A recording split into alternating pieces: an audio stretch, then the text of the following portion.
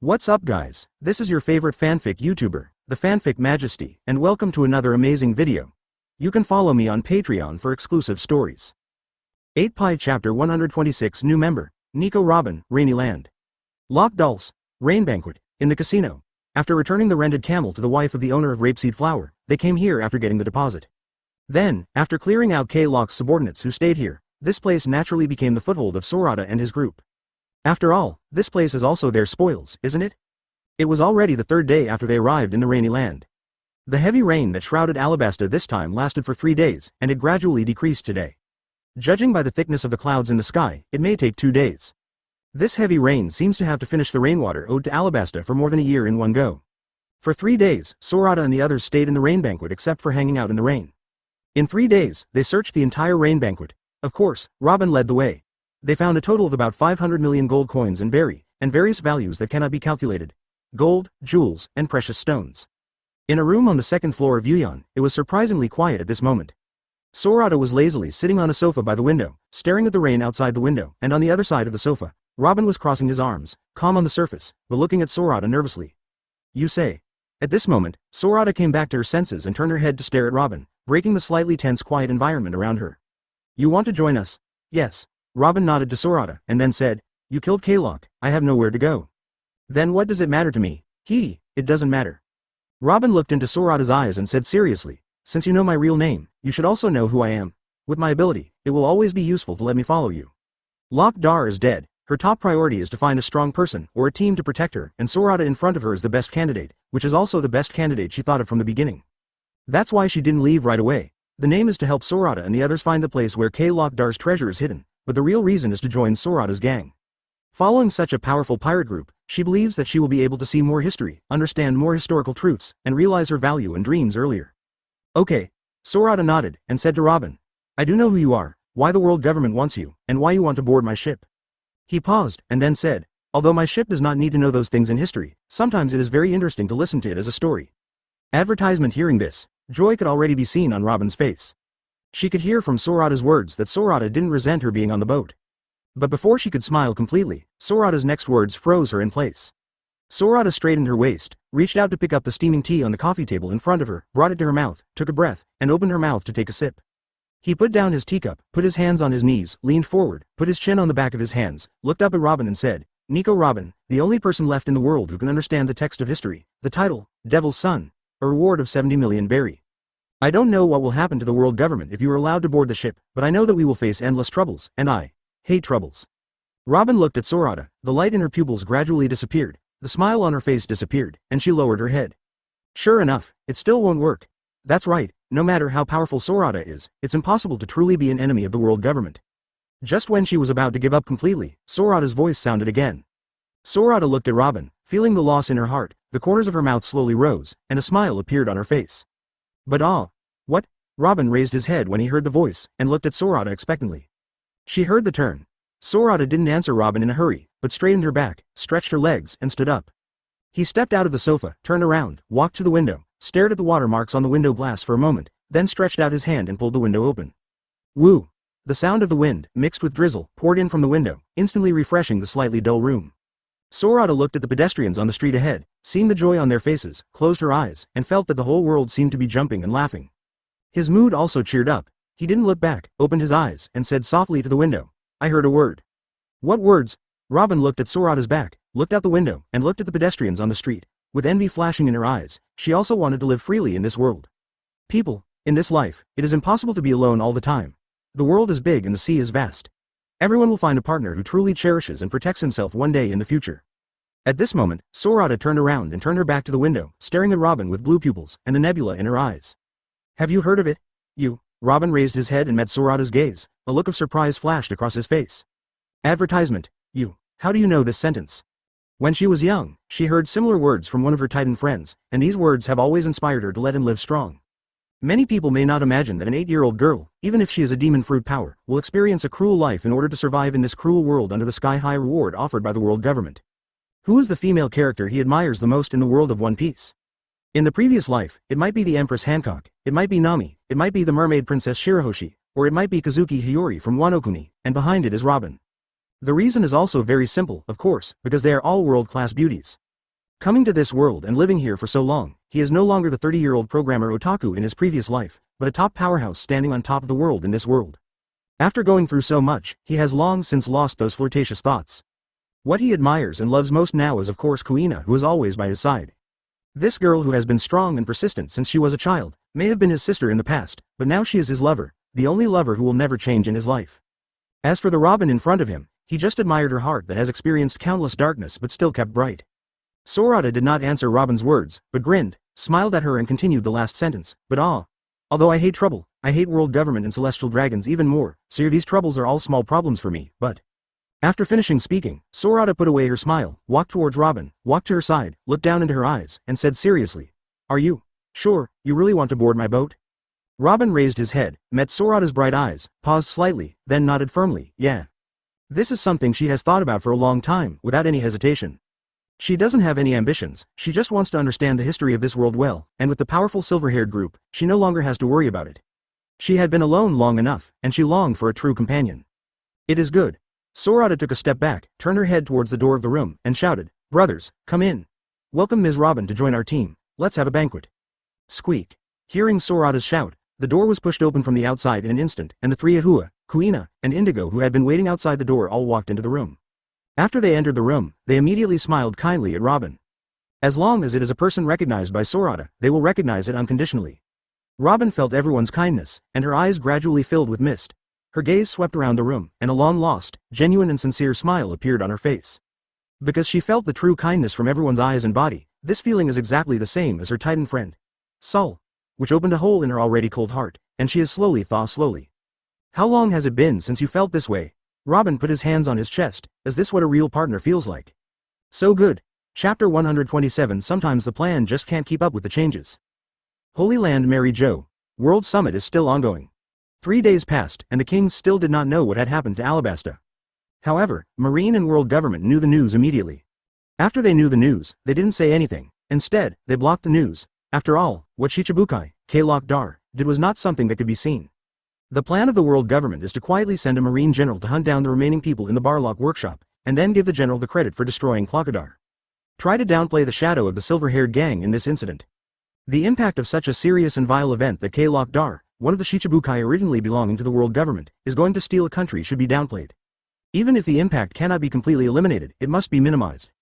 After all, it was Marine, not pirates, who finally wiped out Clockadar and Barlock Studios, right? However, the idea is beautiful, but the reality is cruel.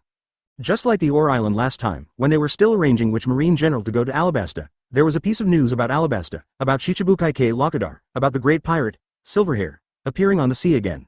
Starting from the headquarters of the World Economic News Service, it flies towards the whole world. In less than a day, the detailed process of what happened in Alabasta was spread throughout most of the world. Why do you say it in detail? Because in this news, not only the silver-haired group reappeared, but also killed K-Lock-Dar. There is also news that K-Lock-Dar is the head of Barlock Studio.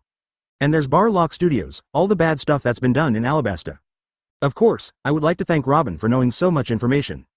After all, as the second in command of the former Barlock Studio, she gave many orders. With her, there is no need to worry about not having news from the Barlock Studio. This news was like a gust of wind, blowing across the entire world in an instant, weakening the prestige of the world government to a certain extent. Shichibukai, after all, is nominally under the direct jurisdiction of the world government. The rights and interests of Shichibukai are also given by the world government. Now there is a scandal of Shichibukai stealing the country, that is, during the World Summit, most of the kings of the countries that joined the world government cannot receive this news in the Holy Land. Advertisement. But there will always be a time when the World Summit is over, and when the time comes, thinking about coming to the world government will definitely cause a headache. After all, it is not in the original book now. Everything in the original book is hidden. Even if someone knows, they only know that it was K-Lock-Dar who was captured by Marine, and there is no such thing as pirates. But now, in this Alabasta incident, there was no Marine from the beginning to the end. It was the pirates and the silver-haired gang who discovered Clockeater's conspiracy and foiled Clockeater's plan to steal the country. There was no world government and anything Marine. Then this matter completely turned into a scandal for the world government. And it was a big scandal. This kind of incompetence will greatly reduce the prestige of the world government in the hearts of the kings. After all, the core of power actually comes from the bottom. As long as there is a problem at the bottom, the flame of revolution will be like a flame burning on the grassland, and it will spread to the entire grassland in an instant, which will cause the skyscraper of power to collapse, and then be swept into history by the latecomers in the dust. Boom! It was the same room, the same sofas, the same 5 old men on the sofa. 5 elders, the highest power center of the world government. The bald 5 elders with a figure-8 beard slammed the newspaper on the coffee table in front of him. Damn Morgans, what does that fellow want, what is he doing? As he said that, he turned his head, stared at a CP0 kneeling on the ground in front of the coffee table and wearing a mask, and asked angrily, how did that guy know about Alabasta? The CP0 who was kneeling on the ground didn't dare to lift his head. He lowered his head and said calmly, according to the news from the photographer King, there should be a team of reporters from the World Economic News Agency beside the silver-haired group. It seems that this team of reporters came from Bath the Island followed the silver-haired gang. So, does that fellow Morgans form an alliance with the silver-haired gang? It's not. CP0 paused, and then said, they should be a cooperative relationship. You also know the character of that guy Morgans. That guy has always liked all kinds of big news, and the silver-haired gang has been making big news since they went to sea, so their cooperation is also justifiable. Excusable. At this moment, a bald 5 elders wearing a white Taoist robe and holding a long sword in his arms stared at CP0 next to the bald 5 elders with a mustache. Murderous intent flashed in his eyes. This guy's circumstances are justifiable, so he can disregard the face of the world government and embarrass the world government? CP0 lying on the ground trembled all over, even with his identity and strength as the chief of CP0, he was sweating all over under the killing intent and momentum of the bald old man. No one knew better than him how terrifying these old guys were. Advertisement. The murderous intent of the bald 5 elders came and went even faster, and his face returned to calm after a while. He stared at CP0 and said calmly, can you confirm the exact location of that guy? Yes, but, just say anything. Yes, CP0 thought for a while, and said calmly. Morgans is too vigilant, as long as there is any movement, he will immediately relocate the headquarters. It has not been long since the relocation, and the Photo King can know where they have relocated, but this once you make a move and fail to catch that guy, it will be very difficult to find him in the future. After all, it is too difficult to send a spy to that guy. And we never knew the real face of that guy. What about your suggestion? My suggestion is to wait a little longer. After all, both the Marine and the world government need this guy now. When we are really ready, we will take down that guy in one fell swoop and let the World Economic News Agency completely become the world government. The 5 elders looked at each other and nodded together. CP0 is right. The world government and Marine really need this guy's strength, and the timing is not yet right. It is impossible to take down that guy with the Photo King alone. And if you want to send more people there, with that guy's vigilant character and the countless newspaper delivery birds, before their people arrive, maybe this guy will know in advance, and then run away. So it's really not a good idea to attack that guy in a hurry unless it's a last resort and well prepared. The bald man with the mustache turned his head and said to CP0, okay, let's deal with it like this, you go down. To understanding, CP0 bent down and kowtowed on the ground, then stood up, turned around, raised his feet, and quickly walked towards the gate. Oh, right. Just as he was about to walk out the door, a voice came from behind him. When CP0 heard the sound, he quickly stopped, turned around and looked at 5 elders. 5 elders with white curly hair sitting on the sofa on the right turned his head, stared at CP0 and ordered. Wait a minute, drop by Marine and get Sengoku ready. This time, at least one admiral must be dispatched. I want the silver-haired gang to go to hell earlier. To understanding, CP0 replied, turned and walked out of the room. Chapter 128. The Unknown Truth of Alabasta in the room. After CP0 walked out of the room, there was a moment of silence. The expressions of the 5 elders vary from murderous to calm and serious. If you want to kill that guy with silver hair, you have to let that one go. Blonde 5 elders turned his head and stared at 5 elders with white curly hair seriously. For a pirate, is it really necessary to let him go? At this moment, the only person standing in the room, the bearded 5 elders who looked more like a butler than at the pinnacle of power, also turned his head to stare at 5 elders with white curly hair and spoke. Yeah, to know whose age is there, this operation may be his last mission. After he dies, he doesn't know when he wants to find that fruit again. That, boom, rolling 5 elders, took a cane and slammed on the ground, then turned his head and glanced at the blonde 5 elders and the bearded 5 elders. He said calmly, then tell me, what do you want to do with that guy with silver hair, and let him continue to disrupt the balance of the world? I didn't say to let it go. 5 elders with a long beard squinted his eyes and said calmly, that guy didn't kill everyone. This time, that guy K-Lock should hit the muzzle of the silver-haired gun. He paused, and then said, didn't the silver-haired guy fight Hawkeye just before? Isn't this a good relationship? Not many people know about the fight between Silverhair and Hawkeye, except 5 elders. Why don't you say that that guy killed the kings of 2 countries that joined the world government? Nothing to say about the bearded 5 elders. Although they don't care about these kings, they are still members of the world government, and they all paid protection fees. If the king of the member country was killed, the world government will give an explanation no matter what. Even if the country has changed its king, it was not explained to this country, but to the kings of other joined countries. And the best explanation is to kill the villain who killed the king of the allied countries. Anyway, I don't advocate using that one. If he leaves, there will be a big hole in the defense of the Holy Land. It's not that the Whitebeard 5 elders have any objections to exterminating the silver-haired gang, it's just that they don't want to use the one they said to do it. Advertisement, but to wipe out the silver-haired gang, he couldn't find a candidate, which was more troublesome. Then vote. 5 elders with white curly hair glanced at everyone in the room, and then slowly said, "Anyway, I want to get rid of the silver-haired group as soon as possible. If this guy continues to grow, when this guy really arrives in New World, really played against a top powerhouse like 4 emperors. I can't predict the increase in strength at that time." He paused at this point, and then continued. "The silver-haired guy is completely different from other pirates. In terms of threat to the world government, I think that guy is much stronger than the 4 emperors, and whoever is alive anyway. In a few years, let him contribute to the world government again." "Okay." With a bald head and holding a sword, 5 elders nodded, stretched out his hand and pushed the frame on his face, and a murderous intent flashed in his tiny pupils. "I also agree to the immediate elimination of the silver-haired gang. He has always advocated that the sooner the person or force that threatens the world government is eliminated, the better. In fact, when the silver-haired gang was still in East Blue, when their first fame spread across the world, he proposed to send CP0 to eliminate them. But it was overruled by the other 4-5 elders. They don't think it's necessary to go to war with a pirate who is still wandering around the world. Even if this pirate kills the legendary pirate Golden Lion, in their eyes, such a pirate is nothing. But who knew that the guy with silver hair would have such a personality? What this guy did after entering the Grand Line is not what a pirate should do at all. You say you want to be a hero, so how good it is to be a marine. But you are lucky, you just want to be a pirate, so be it. It is also an enemy of the world government everywhere. Yes, from the perspective of the world government, the actions of the silver-haired gang are all against the world government. What the hell are you doing against the world government? You are not a revolutionary army, you are a pirate, okay. When the world government wanted to kill this guy, it was discovered that this guy's strength is completely a pervert. The toughest admiral in Marine, plus 5 elite vice admirals, is completely helpless against the silver-haired gang. This is amazing. I thought Base Island was an accident. It was the silver-haired gang who happened to choose this island, and it happened to happen to Bass. Unexpectedly, this guy disappeared for 4 months, and the first thing he did when he came out was to kill the king of the countries that joined the world government. Just kill it. They don't care much about these kings either. Advertisement, but when this guy kills Shichibukai, Locke, it's not something they can bear. On the one hand, Shichibukai was specially created by the world government to maintain the balance of the sea.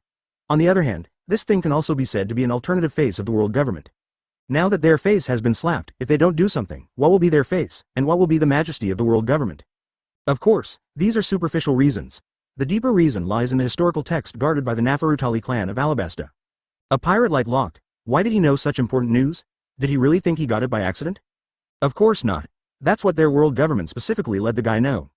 It's just for that guy to find out that piece of historical text, and then they can take it from K-Locke Doll, justifiably.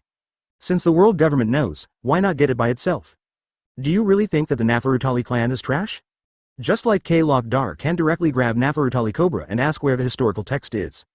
The world government can't use such a method either. The only way to force Neferutali Cobra to submit is through a roundabout way. Instead of letting the CP0 of the world government do these evil things, it is better to let the pirates do them. If they succeed, they just go to the pirates to get it, which saves time and effort. Why not do it, isn't it? Well now, Clock is dead. According to the news from Alabasta's spies, Nico Robin is still in the rain, and she's messing with the silver-haired gang. That's why they're angry. If the silver-haired gang got the historical text and let that woman, Nico Robin, translate the information on the historical text, they would absolutely not want to see it. I agree. Mustache and bald 5 elders glanced at the blonde 5 elders and the bearded 5 elders, and said lightly, "Don't forget that Nefertari Vivi also stays with the silver-haired group, and no one can guarantee that Nefertari Vivi won't have the silver-haired one. Go find the historical text." Okay. The blonde 5 elders shrugged helplessly. It's not that I disagree with the elimination of the silver-haired gang, I just don't want anyone to go. Since you all agree, then I have no objection. 5 elders with long beards could only nod in agreement after seeing everyone's attitude. He stroked his beard, his eyes flashed brightly, and then he said, "Since you want to let someone go, then do it thoroughly, and send another chief to go there." As he spoke, he straightened his back, with murderous intent in his eyes, an admiral, a chief, and whoever is added. This time, the silver-haired gang must go to hell. Chapter 129 Nefertari Vivi Alabasta. Sorata and the others didn't know that, in order to deal with him, the world government had sent someone who was probably the world government's secret weapon. Even if she knew, Sorata wouldn't take it seriously.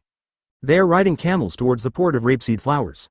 After starting from the rainy land, they did not go the same way, but went to the capital, Albana, and saw the only city built on highlands in this desert kingdom. Not to mention, it's spectacular. Afterwards, at the kind invitation of Vivi, they rested in the palace for one night and set off the next day. Sorata knew where the history text was, but he didn't look. Because it was completely unnecessary, he already knew the information about the ancient weapon Pluton recorded on that thing. Moreover, he doesn't need that thing to realize his ambitions. Rapeseed Port. After 8 days, they walked into this beautiful port city again. looking at the countless civilians shuttling through the city streets, looking at the more sincere smiles on their faces than when they came. Everyone's mood also became happy. At this time, the sky is still drizzling with light rain, but judging by the thickness of the clouds, I believe it will stop completely in a short time. Along the way, from the moment they stepped into Alabasta, he could feel that the country was howling, and wherever there were people, it was full of hostility. However, since the death of Clock Dar, a sudden heavy rain has completely washed away the hostility in the hearts of countless civilians in this country, calmed them down again, and made this country exude infinite vitality again. He believes that this country, which is constantly fighting against fate and drought, will become more united after this incident. Of course, it will also become more beautiful. It was the same place where the camels were rented. When the owner saw that Sorata and his gang came to return the camels, he refused to charge them for the rental fee. After so many days of dissemination, not to mention their port city, everyone in this country has basically seen the news of Sorata and others, and learned of K. Lockheeder's conspiracy. Advertisement. So how is it possible for the boss to go and collect money from the heroes who saved their country and their homeland? Even if he knew that the silver-haired gang were pirates, so what? Forget it if you don't charge it. Sorata and the others are not hypocritical people. Since the boss is so enthusiastic, there is no need for them to insist. After all, this is the boss's wish, isn't it? After returning the camel, they, the boss, and the colored camel. Yes, it is the colored camel, eyelashes, they stayed in the rain for 3 days, and it must be fate that this guy was not rented out. As soon as they went, they saw this guy with his head raised high among the camels. Then it was logical to rent this guy and accompany them through Alabasta, the last stretch of the road. After saying goodbye to the boss and the eyelashes, they dispersed one by one and went to the city to purchase various supplies. This is a must-do preparation for every voyage. In this boundless sea, no one can predict what will happen next, so as long as you set sail, you must be prepared to stay on the sea for many days. Food, wine, fresh water, medicine, boards, clothes. Everything has to be prepared so that people can continue sailing with peace of mind. 2 hours later, Sorata and his party gathered at the port, and then loaded all the supplies on the Liberty. On the side of the Liberty, Sorata took off Alabasta's characteristic robe, put on a white shirt, and lay on the railing. Holding a cup of steaming hot tea in his hand, he looked at Vivi and Karoo standing on the shore, and of course Ikaram. Seeing the envious eyes of Vivi looking at the eyes of everyone on the boat, Sorata raised his hand, took a sip of tea, and then joked to Vivi. Hey, Vivi, do you want to go on an adventure in the sea with us? He paused for a while, and then said in a seductive tone, the sea is very vast, with countless things that only exist in fantasy, as well as a variety of unique delicacies, different races, different cultures, countless all kinds of views. You don't want to go and see? Gouda. Vivi looked at Sorata, with infinite longing flashing in his pupils, and he swallowed a mouthful of saliva involuntarily. Advertisement. She is a very lively person, and of course she wants to see what Sorata said. But as if thinking of something, the longing light in Vivi's eyes quickly dimmed. Princess Vivi. Ikaram next to him felt Vivi's emotions, and quickly shouted at Vivi. Afraid that Vivi could not bear the temptation, he agreed to Sorata. You must know that Vivi is their Alabasta, the only princess, who will inherit the throne of Alabasta in the future. How could she go to sea and become a pirate? Even if Sorata and the others are the saviors of him, Wei and the country, that won't work. Vivi waved his hand at Ikaram. Ikaram, I know my responsibilities, and I won't make any irrational decisions. As she spoke, she raised her head and looked at Sorata, with the corners of her mouth upturned, and a gentle smile appeared on her face. Thank you Sorata-san for the invitation. I really want to go on an adventure in the sea, but She stopped, turned her head, looked at the inside of the pier and the civilians on the street, and the smile on her face became more gentle, but My country needs me, and the people also need me, and I need me to perform my duties. Who called me Alabasta's princess? Nefeltari Vivi. She withdrew her eyes, focused her eyes on Sorata again, and said with a smile, since I have become the princess of this country, I can't do things that only please me for my own selfish desires. If it is given to me, then I will also do things that benefit the people. This is my duty, and it's also my awareness as a princess. Are you right? Sorata-san. Ha ha ha ha ha. Sorata put down the teacup, looked down at Vivi, the corners of her mouth got bigger and bigger, and finally laughed out loud. At the age of 15, he has this kind of responsibility. It can only be said that he is 11 years old, and he followed his father, Cobra, to participate in Princess Vivi of the World Summit. Although due to her young age, she is sometimes impulsive and naive, and of course, looks stupid to outsiders. But it doesn't affect at all the character of Vivi, the personality charm exuded from himself. She is strong, brave, gentle, peaceful, and has a strong sense of responsibility. Even though she has been very curious since she was a child, she never gave up on Alabasta for herself. She is well aware of her responsibilities, so she has been working hard to be a good princess.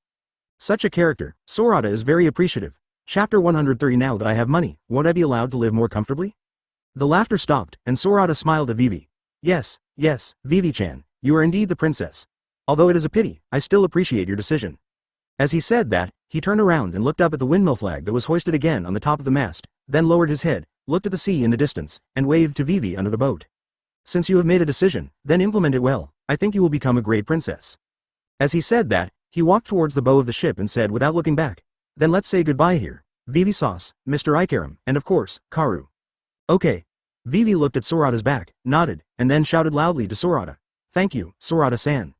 Ikaram also yelled loudly after Vivi, "Thanks." Although they have said it many times these days, they cannot thank the silver-haired gang for saving Alabasta enough. Gah. Karu next to Vivi also yelled loudly at the Liberty. For Vivi's thanks, Sorata didn't look back, he took the teacup and walked onto the bow. Boom. Bending down to put the teacup on the coffee table on the deck of the bow, and then turning to look at the mast that has lowered the sail, in a thought, the anchor at the bow was automatically retracted with a rushing sound, and hung on the side of the bow. Then the Liberty, under Sorata's control, slowly backed out of port. Then turned the direction, the sails fluttered, and sailed towards the boundless sea. Taking advantage of Sorata's control of the boat, he took Robin to Kuina in his own room, changed into dry clothes with Robin, and came out to say goodbye to Vivi and the others. Of course, the three of Ahua and Indigo are also indispensable. Everyone stood by the boat and kept waving at Vivi. After 5 days of getting along, everyone has long become good friends. If there is any reluctance, there must be some, but after boarding the boat, it is more about the longing for future adventures. After all, Vivi is the princess of Alabasta, so they don't need to worry about it. Looking at the Liberty receding away, Vivi, Karu and Ikaram stood on the pier for a long time, until the Liberty disappeared completely, and then they looked away. Vivi turned around, stepped on Kalu's back, raised her head, and looked beyond the rapeseed flowers into the depths of the desert. Alabasta at this time has just experienced a disaster, and countless dry oases are waiting for her, the person with the highest authority in Alabasta at this time, to lead the rebuilding of the homeland. Let's go, Ikaram. Let's go to Ialuma first, and then to Yuba, which is the base of the rebel army. Although it's raining, I still want to appease the emotions of the people. Okay. Ikaram turned his head and looked at Vivi with a flash of relief in his eyes. After this incident, Vivi became more mature and stable. Even though she was still a girl, she was only 15 years old, but she was the most powerful person in Alabasta at this time, the princess of Alabasta, and she was practicing what she should do. The obligations and responsibilities that should be fulfilled. Advertisement, Gah. Karu raised his head and yelled, opened his legs, and walked towards the street in the distance. This loud cry interrupted Ikalam's thoughts. She looked at Vivi's back, the corners of her mouth turned up, and a smile appeared on her face. Then he turned his head, facing the sea in the distance, and said in his heart again, "Thank you." Then he turned, onto the back of a horse that had been standing quietly beside him. Yes, it's horses. Don't think that Alabasta is a desert and there are no horses. There are horses here, but very few. After Sorata and the others saw the horse in the palace, they asked curiously where the horse came from. It turns out that at the end of the Alabasta River of Life, the Sandadora River, there is a large grassland, where there is an Alabasta horse farm. Because the birthplace of the St. Dora River is there, in order not to pollute the water source here, even if the climate here is very suitable for human habitation, the Neferutali family did not build a city here, so on weekdays, except for a few, it can be said that there is no human habitation except for the staff who take care of the horse farm. Alabasta is finally over. Everyone has their own mission. Believe in what you want, Vivi and Sorata will meet again one day. Just like in life, there are always a few friends who have not been together for a long time but are very good friends. Even if they are separated by thousands of miles, true friends will silently bless Fang Mo in their hearts. The Bow of the Liberty. Sorata reclined back on his exclusive recliner. Originally, there could have been 3 chairs on the bow, 2 of which belonged to Sorata and Kuina. After Indigo came, he often took out deck chairs to the bow. Now that Robin is here, Indigo can only stay on the middle deck. Who says Robin is a girl? It is impossible for him to ask Sorata and Kuina to make room for him. But these are trivial matters. Indigo spends most of his time in his small medical room, studying various medicines. Sorata used a straw to take a sip of the iced watermelon juice that Ahua just brought over. Gudu. The ice water quickly slid down his throat and into his stomach, refreshing his body for a while. He put down his teacup, glanced across the entire boat, then stroked his chin with his right hand, thinking for a while. What's wrong? Kuina put down the newspaper in her hand. Turning to Sorata, he asked, are you thinking about where to change ships? Okay. Sorata put her hands down and leaned her head back against the back of the recliner. He looked up at the clear sky, felt the comfortable weather without the feeling of stuffiness, and said, after all, this boat is still too small, and the 3 of you, can't let go of your usual training at all. Yes, and now there is more Robin. Anyway, I found a lot of money from Lockdale, and I just went to exchange for a big ship. After all, if you have money, it will be more comfortable to live in a bigger boat. Advertisement, he is not Wong Luffy, and they are not Straw Hat Crew. To be honest, with their strength, he has not felt any pressure on the weather on the Grand Line since he went to sea. So there is no feeling of treating the ship as a partner. Changing the ship was something he was thinking about when he first entered the Grand Line. As he said, if you have money, can't you change to a big ship to make yourself more comfortable? And his feeling for this ship, which can be said to be exactly the same as the Mary, is actually just a little special feeling in his heart. And this little feeling can't affect his decision to change ships. As for the ship elves, that stuff is just a thought. There is no one who loves boats like Usopp on his boat. It is impossible to give birth to a boat elf. Mr. Captain, do you want to change the ship? Next to Kuina, Robin, who was also lying on the recliner and reading the newspaper, listened to Sorata's words, slowly put down the teacup and newspaper in his hand, turned his head and said to Sorata. If you want to change to a better ship, in the first half of the Grand Line, there is only the capital of Seven Waters, which has the largest and best shipyard in the world, but it is still far away from our current location. For a very long voyage, it is good to have a permanent pointer, but without a permanent pointer, it may take a long time to get to the capital of the Seven Waters. She paused for a moment, with a flash of thought in her eyes, and then said, of course, if the captain is in a hurry to change the ship, it is not far from here, and the shipyard Carter Island on the number 3 route is only 2 or 3 days away. It can satisfy the captain's wish to change the ship. Oh, Sorata became interested. He sat up straight, turned to Robin and asked, Cat Island, how is the shipbuilding standard there? The level of shipbuilding is definitely not as good as the capital of Seven Waters, but it is not weak. If you only use ordinary materials to build ships, they are actually the same. Oh, to cross the flight line, you are so familiar, I guess you have a permanent pointer there. Okay. Robin nodded and said with a smile.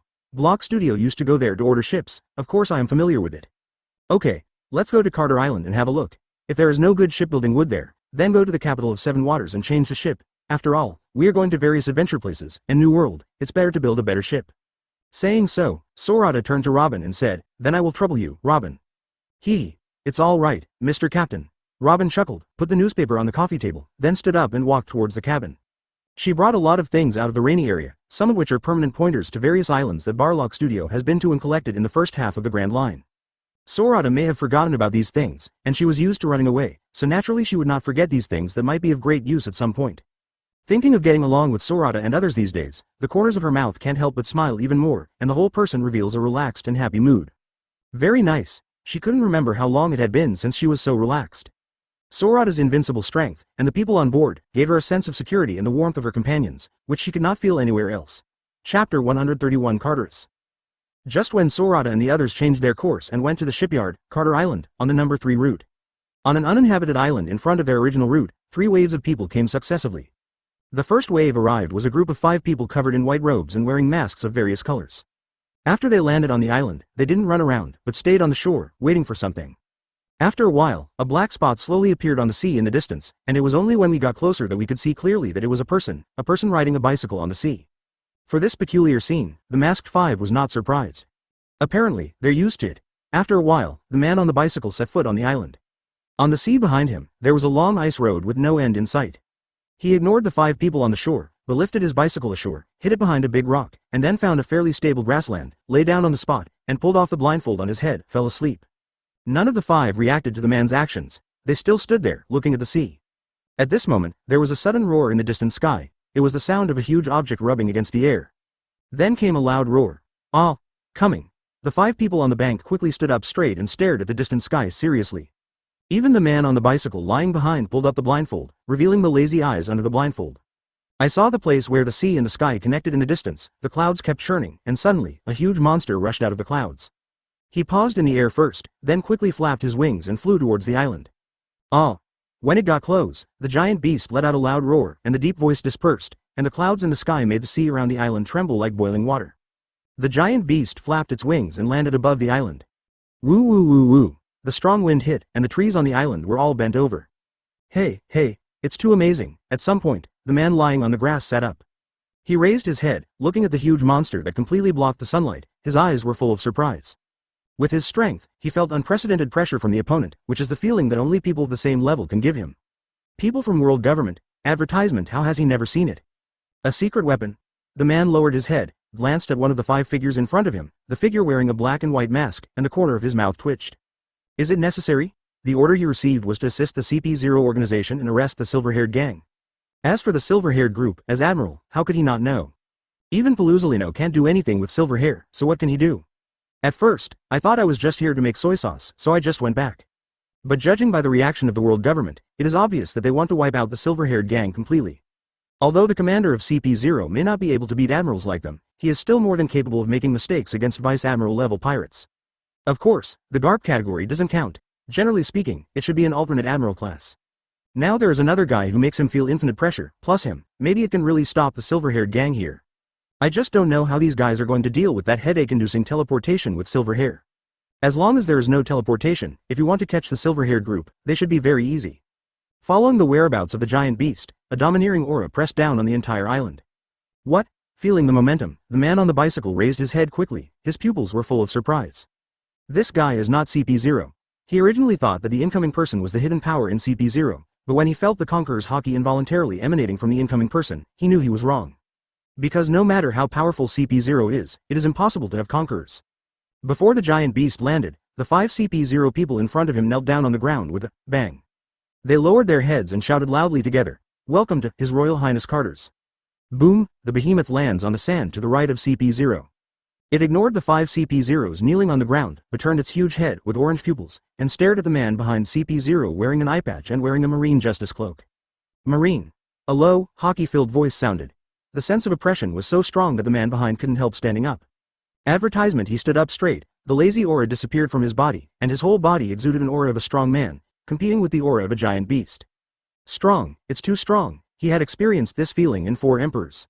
The man raised his head and stared at the giant beast.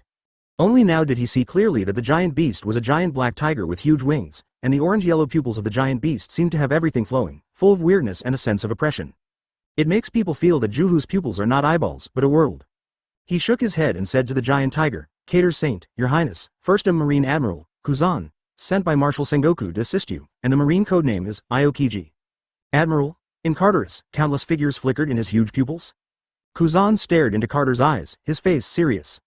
Because he saw from those eyes, the figure of the golden Buddha, the voice of the purple hair, the figure of the black fist, and this must not be an ordinary fruit, but I don't know if it can restrain the teleportation of the silver hair. Kuzan rubbed his chin in thought for a while, thinking that the world government must be well prepared to send this person over, and he should be able to restrain the silver-haired ability. Otherwise, it's useless to come here. Even if they have 2 admiral-level powerhouses, it is useless for the silver-haired ones who come and go whenever they want. The giant beast seemed to have finished thinking. His huge body shrunk quickly and disappeared in a short while, leaving only an old man with white hair in linen clothes and slippers on his feet. The old man didn't look like celestial dragons at the pinnacle of world power, but like an old farmer from the countryside. But judging from the strong muscles on the old man's body and the arrogance coming from the orange pupils, no matter how outrageously he was dressed, no one could treat him as an ordinary person. In Carter's vicissitudes of life, memories flashed away. He stared at Kuzan and said indifferently, "Why didn't Garp come?" In his memory, there is no information about the kid in front of him. Presumably it is Marine, the new generation of Admiral. Mr. Garp is guarding this World Summit at the Holy Land. "Oh, Cutlass Saint," replied indifferently, ignoring Kuzan. When he came out, he did see a lot of people in the Holy Land, but those things were not in his control, so he ignored them. He turned his head, stared at the 5 CP0s kneeling on the ground and said, "Where is that silver-haired brat now?" To His Majesty Carteris. The man with the black and white mask at the head of CP0 moved his body, turned his head, and said to Catros, "I should have just left Alabasta now. If there is no accident, they should be able to reach this island in the evening. We saw that there is only this small island nearby. If they want to rest, they can only rest here." "Okay." Carteris nodded, turned his head and looked towards the middle of the island in the distance. Chapter 132 Ambush. "Let's go." After speaking, Catros stepped forward and headed towards the middle of the island. He hasn't come out for a long time, and has been staying in the Holy Land of Marijoy. He didn't expect such a strong monster to appear on the sea before his death. Interesting. Looking at the high mountains in the middle of the island, Carteris, a trace of madness flashed in his old pupils. "It's the last time, so have fun." After CP0 and Kuzan followed Carteris into the island. A layer of thick fog rising out of nowhere suddenly enveloped the entire uninhabited island. The space around the uninhabited island is constantly distorted. If you look at the uninhabited island from a distance or from the sky, it seems that the island at this time is no longer in this world, but in a different time and space. After a while, when the smoke around the entire island dissipated, the space around the island returned to normal. Look at the island again. The small island has changed drastically. It is full of buildings, and the streets between the buildings are full of people. These people, like ordinary civilians, include old people, children, women, and men. Shouting, crying, playing, beating and cursing. Countless voices converged, making the whole island suddenly full of the atmosphere of the city. In an ordinary tavern in the middle of the island, Carteris has completely changed his appearance. He was sitting behind the counter of the bar, his eyes had returned to their normal color, and the previous arrogance on his body had long since disappeared. If you say that he is celestial dragons now, I am afraid that if you kill someone, no one will believe it. In his current appearance, he is just an ordinary owner of an ordinary tavern. At this time, the tavern was not open, and there were only 5 people from CP0 in the room, and Kuzan was there. They stared at Cardels, who had conjured up a town from nothing, and were all shocked by Cardel's ability. The red light in Kuzan's eyes disappeared, he looked away, turned around and sat on the chair beside him, twisting his buttocks. Squeak. The chair whined unbearably, "It's all true." He raised his head and looked at the lamp above his head, emitting a faint light. His eyes were full of surprise. He just felt the breath of the island with his knowledge, and he actually felt that those people were real. Advertisement. If he hadn't seen it himself, Carterus used some ability to conjure this town and these people from the void. He must not have known that these people in these buildings are actually illusory. It's amazing. The only thing he could think of was the awakening of fruit ability. Only when the fruit ability is awakened can it affect the surrounding space and surrounding terrain. He lowered his head and looked at Carterus with a gleam in his eyes. It's not really transformed, but it uses the fruit ability to affect the surrounding space, affect their real perception, and even affect the spirit. Such a wide-ranging impact is really pervert. It is indeed the secret weapon of the world government. He thinks that his observation hockey has reached the top of the world. Although he doesn't have any special abilities, if he wants to say that his observation hockey is more powerful, there must be ones, but not many. Even he can't sense it. He believes that in this world, few people can sense it. So, can Silverhair sense it? In his heart, the answer is yes, and he must not be able to sense it. Although he has never fought against Yinfa, but Yinfa is so young, he would not believe that observation hockey surpassed him. Pity, to be honest, he still admires the style of the Silverhair pirates, and he doesn't dislike this kind of pirates who aim at adventure. With Carterus's super wide-range illusion that can affect the mind and space, plus him and CP0, if Silverhair doesn't have other cards, then this time, I'm afraid that guy will really be buried here. He shook his head, withdrew his thoughts, and asked Carterus, His Royal Highness Carterus, what about us? You. Carterus raised his head and stared at Kuzan, his pupils instantly turning orange. His eyes calmly swept over Kuzan and the 5 CP0s. The space around them was distorted for a while, and their appearance seemed to be covered with a layer of silhouette, and they suddenly turned into ordinary people. Amazing. Kuzan glanced down, and Vivi was taken aback by the clerk's attire that had changed greatly. From his perspective, he has indeed become another person, even his height has changed. But the inner strength is still there. He can't even sense the changes in himself, let alone outsiders. As long as he doesn't show the slightest momentum, he believes that no one will recognize him. All right. Carter's eyes returned to black and white, and he leaned back, leaning against the back of the chair behind him with great ease. Advertisement then, from nowhere, he took out a pipe, put it in his mouth, and started smoking. And the 5 members of CP0 also entered the kitchen. They're the cooks and buddies of this store at this time. And Kuzan walked to the door and opened it. The moment the door opened, the noise from outside suddenly poured in, making Kuzan, who was standing at the door, stunned for a while. At this moment, a strong young man, leading several younger brothers, walked past Kuzan arrogantly. They walked into the bar, walked straight to the bar, and yelled loudly as they walked. Old guy, why did the door open so late today, and we stood outside for a long time? Boom. After finishing speaking, he walked to the bar, clapped his hands on the bar, then leaned forward, staring fiercely at Carterus. Old man, tell me what to do about this matter. There is still the protection fee for this month. You should pay it too. Carterus put down his pipe, slowly took out a stack of berry from under the bar, threw it to the strong man, then picked up the pipe, took a puff, and said slowly, It's counted. This is the protection fee for this month. As for today, sorry for keeping you waiting for a long time since the store opened late. Carterus paused for a moment, and then said, Then I will waive your drink money for today. Ha ha. The strong man took the money, turned it upside down in his hand, and didn't count it. Hearing what Carterus said, he laughed, put the money in his arms, then turned around with his younger brother, sat on the round table outside the bar, and then turned his head and yelled loudly at Kuzan, who was still standing at the door. Are you new here, guy? Serve the wine soon. Oh. Kuzan came back to his senses, his eyes swept over these people, his face was full of seriousness. These guys must not be hallucinations, this is the soul, the real soul. He didn't believe that hallucinations could achieve this level. He had to know that there were thousands of people in the town at this time. If all of them are as vivid as the group in front of them, then how strong is this old guy's ability and spirit? So he doesn't believe that these people are hallucinations. If they are not hallucinations, they can only be souls. Then this town. Kuzan looked up, meeting Carter's icy gaze. He already knew the answer. World government. He quickly withdrew his gaze, turned around, and walked to the back kitchen to let those CP0s serve the food and wine. I hope he thinks too much. To keep so many souls, how many people would have to be killed? You must know that the soul also has strength. Although he does not understand this knowledge, he knows that it is impossible for ordinary people to leave their souls when they die. Only those people with resentment and firm will can make people with the power of fruit leave the soul. Carterus looked at Kuzan's back, the coldness in his eyes quickly disappeared, he smoked a cigarette, and returned to the appearance of the harmless tavern owner. Chapter 133 The Ship to Hell. Liberty, without Kuzan and the others knowing it, suddenly changed direction and headed for Carter Island number 3. I don't know whether it was Sorata's luck or Kuzan's luck for this change of direction. It should be the luck of both sides. No matter which side is stronger, if they haven't met this time, they can let the other party live well for a long time. And a group of pirates who were on Carter Island were not so lucky. Carter Island. A small island dedicated to shipbuilding. It is sandwiched between several big islands, so these big islands will come here when there is a need for shipbuilding. One of the larger islands includes Alabasta. The entire island, looking down from a high altitude, looks like a huge clock, so it is also called Cloak Island. Because in the upper waters of Cloak Island, there is a vast territory of ironhead fish. Ironhead fish, as the name suggests, is a fish with a very iron head. Of course this is a joke. This kind of fish has a very hard skull and is very ferocious. What it likes to do most is to hit the bottom of a passing ship with its head, and it cannot be driven away no matter how hard it is. Unless the ship sails out of their territory, they will stop hitting, return to the territory, and find other ships. Countless ships are damaged by these guys every year, and many ships that are not strong enough are left in their territory forever by them. So these guys have the name, Ironhead Fish. It is for this reason that Carter Island has developed from a shipbuilding island to a special island integrating shipbuilding and ship repairing.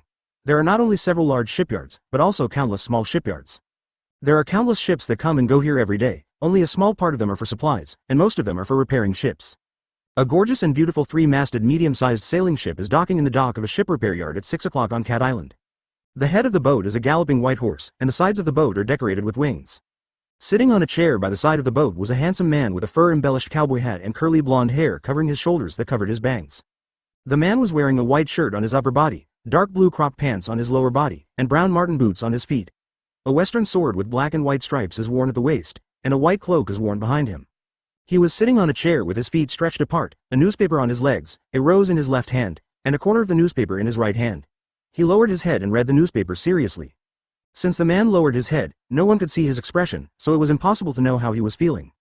But from the constant muttering in his mouth, we can know that his mood at this time may not be so beautiful. It's him again, it's him again, it's this guy again. As he spoke, he couldn't help tightening his right hand holding the newspaper. You be asterisk asterisk asterisk asterisk D, can't you stop and stop? Why do you always report your news? Advertisement. He looked at the face in the newspaper that was more handsome than him, and the flames in his eyes seemed to burst out of his body. More than 4 months ago, he was living well in the Rommel Kingdom, but due to his second personality, a steady stream of Marines came to the Rommel Kingdom, forcing him to go to sea and become a pirate. However, he doesn't dislike the profession of pirates. On the contrary, he enjoys it because of the high popularity brought by the second personality. Because of his strong strength and good looks, he made headlines frequently after he went to sea, which made his popularity more and more high, and the bounty naturally increased accordingly. He enjoyed the feeling of being followed by countless people, but just a few days ago, a person who had heard countless discussions before he went to sea appeared. As soon as this guy appeared, he quickly stole his limelight and occupied an entire page of the newspaper. And the newspaper also used the area of a piece of paper to put the guy's head on it. You know, he has been at sea for so long, and the biggest one is only 1/16 of this guy's. This made him full of jealousy for this guy who disappeared for 4 months and then suddenly appeared. Of course, there is also the killing intent. Only by letting this guy disappear forever can he continue to dominate his headlines and enjoy the vanity satisfaction brought to him by his super popularity. Thinking of this, he threw away the newspaper, raised his head, and said to his men standing aside, "Has the ship not been repaired yet?" He couldn't wait to get rid of that kid who stole his limelight. He didn't care if that guy was really as powerful as the newspapers said. After all, newspapers are exaggerated. Anyway, no matter how powerful it is, it cannot beat him. How can a kid who has never been to New World know how powerful he is? You know, he has lived in the Pulgia kingdom of New World since he was a child, although he was exiled by the kingdom because of his handsome appearance. But his knowledge and strength are not comparable to those of the first half of the Grand Line who don't even know what hockey is. Even if that guy awakens hockey, he doesn't believe he can be stronger than him. After all, age is there, isn't it? In fact, the newspapers in this world will not appeal to the newspapers about a person's specific strength, they will only write about who defeated who, and then add a few headlines. In this way, on the one hand, I don't want to offend these big pirates, on the other hand, it is also to confuse the public, so that more people can challenge the people they think they can defeat. Only when the world is in chaos can there be more news, bigger news, isn't it? This is also the reason why many people clearly know that the other party's reward is so high that he needs to look up to him, but he doesn't think the other party is very strong. Because he had never fought against the two sides in the newspaper, so he didn't know the real strength of the other side. And he himself, along the way, is basically the strongest. Even if it is not the strongest, it will definitely not be afraid of anyone. This kind of delusion that they are the strongest, they have to wait for these guys to really go to New World and truly see the world's pinnacle powerhouses before leaving them with a sense of awe in their hearts. Advertisement. As for now, they are fearless, not to mention the 1.5 billion silver hair. Even if the 4 emperors came to the first half of the Grand Line, they would dare to go hard. Captain. Seeing the man's gaze, the younger brother subconsciously stood up straight, and said to the man, "It's been repaired, you can leave immediately." They were going to change course to Alabasta a day ago, but when they reached the territory of the Ironhead Fish, the bottom of the boat was knocked out by the Ironhead Fish there. As a last resort, they could only come here to repair the boat, because this is the island closest to the Ironhead Fish territory. If they don't come here, they may not be able to sail to other islands, and the ship will be destroyed. It is good. The man stood up suddenly, holding the hilt of the western sword with his left hand, facing the direction of the sea, and raised his head. His eyes seemed to be looking at Alabasta through the cabin above his head, full of murderous intent. Don't go too fast, wait for me, wait for me, wait for me to fetch your dog's head. He put away the murderous intent on his body, and patted the shoulder of the younger brother who was covered in cold sweat. What are you doing in a daze? Tell everyone to get on board. Oh. The little brother shivered, and quickly turned around to greet their other companions. These guys are the younger brothers that the man has tamed casually for the past 4 months, and strictly speaking, they cannot be regarded as his partners. He has only one partner at this time, and that is a snow-white horse that has been standing beside the chair with a proud face. Seeing the younger brothers jumping into the boat and lowering the boards from the boat, the man turned around, put his hands on the back of the white horse, stepped on the saddle with one foot, and then got on the horse. Go. Faruru, which is the name of the white horse, was given to him on his birthday when he was a child and has always been by his side. It can be said that this white horse is his closest person in this world and his best partner. So even in his title, there is this white horse, way. The white horse bowed its head and let out a cry, then stepped forward and walked towards the boat. After they boarded the boat started to move immediately, and after a while, it left the dock, and Yang Fan set sail, heading for an unknown place. After they left, when a boatman came over to clean up the chairs, he happened to see the newspaper on the ground. He put the cigarette held between his fingertips in his mouth, and bent down to pick it up. And the moment he picked it up, he could see that the pattern on the newspaper was Sorata's head. Sorata's profile picture. My condolences to this handsome man. He didn't know that the boat he was on this trip was probably a ship bound for hell. Chapter 134. Wherever you go, you can meet people who are not afraid of death. Sorata didn't know that, as soon as they left Alabasta, 2 groups of people came to trouble them. A team strong enough to fight against the 4 emperors was dodged by them changing course. And another wave of unlucky ones was heading towards them. Destiny. Sometimes it's just so magical, but as long as they come to trouble Sorata, they are actually queuing up to hell. Go first and then go, the same, just live a little longer. Boom, this is not. A day after they left Alabasta, they encountered a ship that was coming to take their heads. On the observation deck, Aluo looked down at the several figures on the boat next to him who kept jumping up and down, trying to put out the fire on the boat. Their eyes reflected the fire, and there was a sneer on their faces. It's really courting death. Can anyone challenge them? Now that he has drawn his gun, he is of course ready to die, so Arlo will not have any sympathy for the sinking ship next to it that is in the fire and the people on board. He put the gun down and blew into the muzzle. Then he lay on the railing of the observation deck and shouted to Sorata on the bow below. Sorata, get it done. Okay. Sorata didn't look up, but raised her hand and gestured an, okay, to Arlo. The Liberty continued to move forward, and when the ship passed by, Robin couldn't help turning his head to take a look. It was just a glance that made her stunned for a moment. Seeing the flag fluttering on the top of the boat, Robin's eyes flashed with complicated emotions. What's wrong? Miss Robin. Kuina sensed Robin's emotions, followed Robin's gaze, and glanced at the boat next to her, with a trace of curiosity in her eyes. Advertisement Robin is the oldest person on their ship except Indigo, so everyone usually calls her Miss Robin. Of course Sorata and Indigo would not be called that. The former is because Sorata's real age is already older than Robin's. Although he is only a 17-year-old boy in this life, his soul is indeed an older man. The latter, needless to say, you know it, Indigo was really the oldest man on the ship. Although he has never revealed his age, but judging by his appearance, he must be over 40 years old. After all, he was the ship's doctor on the Golden Lion ship 20 years ago. Fine. Robin withdrew his gaze, turned his head and smiled at Kuina, then picked up the juice on the coffee table, and opened his mouth to take a sip. She put down her teacup, looked up at a white cloud passing by in the sky, recalled with dewy eyes. I have seen the flag on that ship. Oh. Kuina stopped drinking the juice, then quickly put down the teacup and said to Robin, tell me, what's the story? In fact, everyone on the boat is full of interest in the new Robin. After all, they will be partners in the future, and they still want to know Robin's past. They also know that these things cannot be rushed, and they can only understand them slowly in the future relationship. Robin withdrew his gaze, turned his head to look at Kuina, the corners of his mouth raised, and a gentle smile appeared on his face. He blinked his eyes and said with a smile, actually, it's not a big deal. This guy and his accomplices hunted down me before. At that time, they were quite strong for me. If it wasn't for Clock Doll, maybe I really got caught by them. What she said was that a few years ago, she was chased by Marine and had to enter the Grand Line. These guys tricked her when she just joined the Grand Line and didn't know the place well, making her think they didn't know her at all, and then she naively believed them and boarded the other's boat. She didn't expect that she was quite famous in the Grand Line. The people here are completely different from those in the world. You must know that when she was in West Blue, most of the pirates and bounty hunters there didn't know her. Let her spend the most dangerous childhood. If she hadn't been clever enough to notice the strangeness of the other party and escaped halfway, maybe a group of people really succeeded. Even so, she was chased and killed by the other party for a long time, until she met K-Lock Dar who was also looking for her, and the other party gave up hunting her down. In fact, she wasn't surprised to meet this group of bounty hunters here, she was surprised by Luo's strength. Advertisement Arlo actually solved it with one shot. The bounty hunter team that made her have to run away a few years ago is famous in the first half of the Grand Line.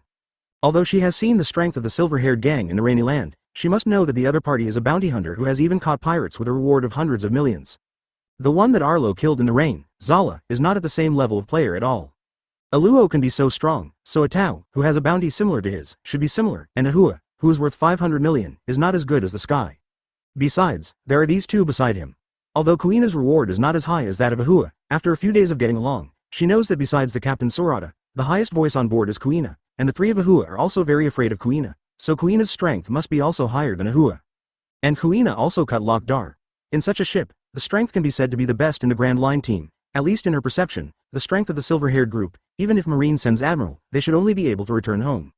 This made her feel extremely at ease, a sense of security that she had never felt since she came out of Ohara. Man, after all, it is a social creature, and only when it really finds a companion, will it have such a sense of security. Well, this feeling is really good. Kuina turned her eyes and looked at the ship that was gradually slipping past the Liberty ship. A cold light flashed in her eyes. Since we are chasing and killing Sister Robin, it is not a pity to die. It's all over. Robin withdrew his thoughts, turned to Kuina and said with a smile. This group of people is a team of bounty hunters wandering in the first half of the Grand Line. They also have a lot of cooperation with Locke Studio. I don't know the specific cooperation, knowing that every time they come to Rainland, they go straight to Clockdale. As for K-Lock Doll, he seems to appreciate them very much, and has always wanted them to join Barlock Studio, but this group of people have been doing Tai Chi all the time, and they have been refusing to join. Oh, Kuina withdrew her gaze, replied lightly, then relaxed her body, picked up the juice on the coffee table, and took a sip. Obviously, she has no interest in these at all, and if she didn't want to know about Robin's past, she probably wouldn't even ask Robin questions. Robin is no stranger to Kuina, who suddenly became indifferent. After a few days of getting along, she has already figured out the character of everyone on board. Of course, she doesn't know what Sorata's character is like yet. All I know is that Sorata is very mature, not at all like a 17 or 18-year-old boy should be. But sometimes he is a little naive. He is very curious about everything. As long as he finds something new, he is always the one who rushes to the front. Chapter 135 Cavendish. Hey, come again? Robin shook his head, ready to reach for the newspaper beside him. But when she tilted her head, her movements stopped. At this moment, Arlo's voice came from the observation deck. Sorata, there is another ship coming straight towards us. It looks like a pirate ship. It's not a good person. Oh, hearing Arlo's shout, Sorata lifted the blanket covering her body. It was not far from Alabasta, and they no longer felt the drought of the desert. Instead, they were still a little cold because they were in the sea. So everyone put on robes again.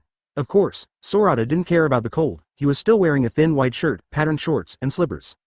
He turned his head, red light flashed in his eyes, and observation hockey instantly moved towards the black spot in the distance. Hey, there is another strong man. The strong man in his mouth is the real strong man, at least at the level of a Marine general officer. In his eyes, the one Arlo shot and killed earlier was weak. Such a weak person is not even qualified to let him take a look. It's not arrogance, but that he doesn't want to bother. After all, it's not a big deal on the boat now, and it's time for him and Kuina to do it. The three of Ahua have undergone 4 months of training. And it was trained with his help. There are also 2 Titan mentors who have fought for 100 years, and there is also a mentor who knows everything. Their strength, not to mention the first half of the Grand Line, even New World, can stand alone. Especially Arlo.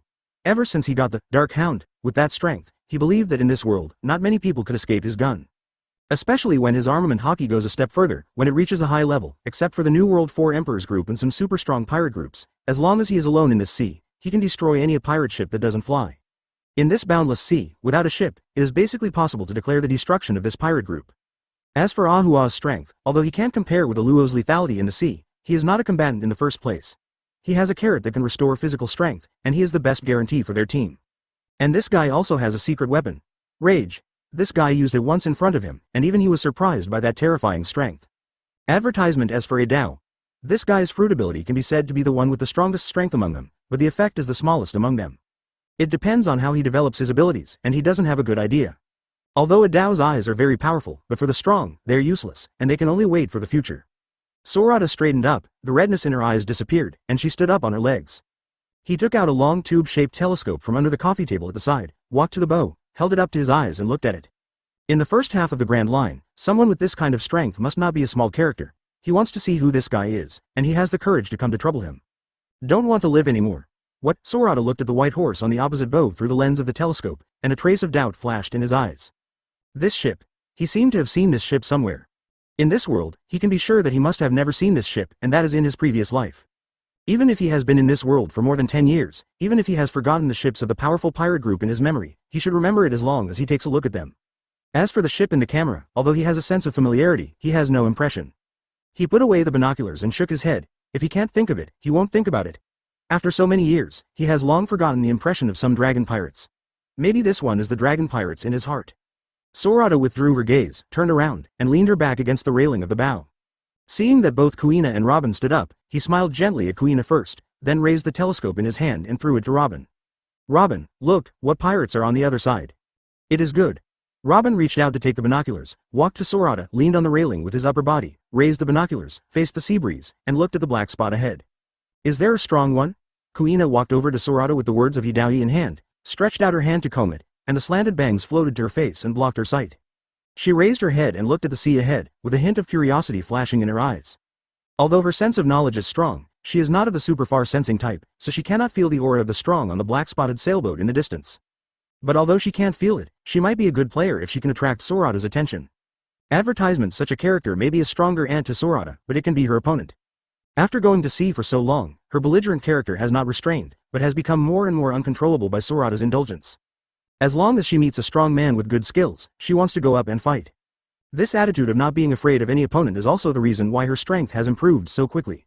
Although with Sorata around, it is impossible for her to experience life and death, but she believes that as long as she goes through countless battles, she can also have the confidence to be invincible in the world, the determination not to be afraid of anyone, and the strength to match it. Of course, the strength of the opponent cannot be too weak. How boring it would be if she was so weak that she could instantly kill her with a single blow. Before Sorata could answer, Robin next to him made an answer first. She put down the binoculars, turned her head to Sorata and Kuina and said with a smile, "There is indeed a strong man on the opposite ship." "Oh," Sorata tilted her head and said to Robin, "Tell me, who is the other party?"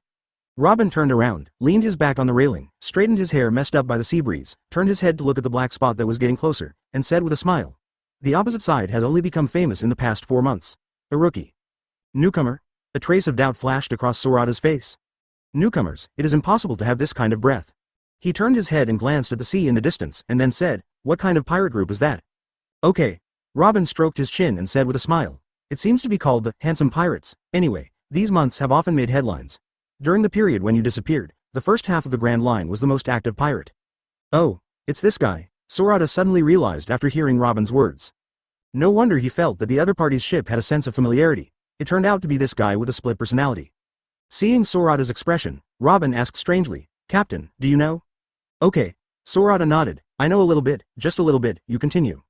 "Oh." Robin withdrew his gaze, turned around, leaned on the railing, and said to the front, "The Handsome Pirate Group can be said to be a one-man pirate group. According to what I know, their boats should be full of miscellaneous fish. Only the captain is worth noting." She paused, and then said, "Their captain, Cavendish, is known as Young Pirate Rommel's Weasel, Whitehorse Cavendish, and he has only been at sea for 4 months.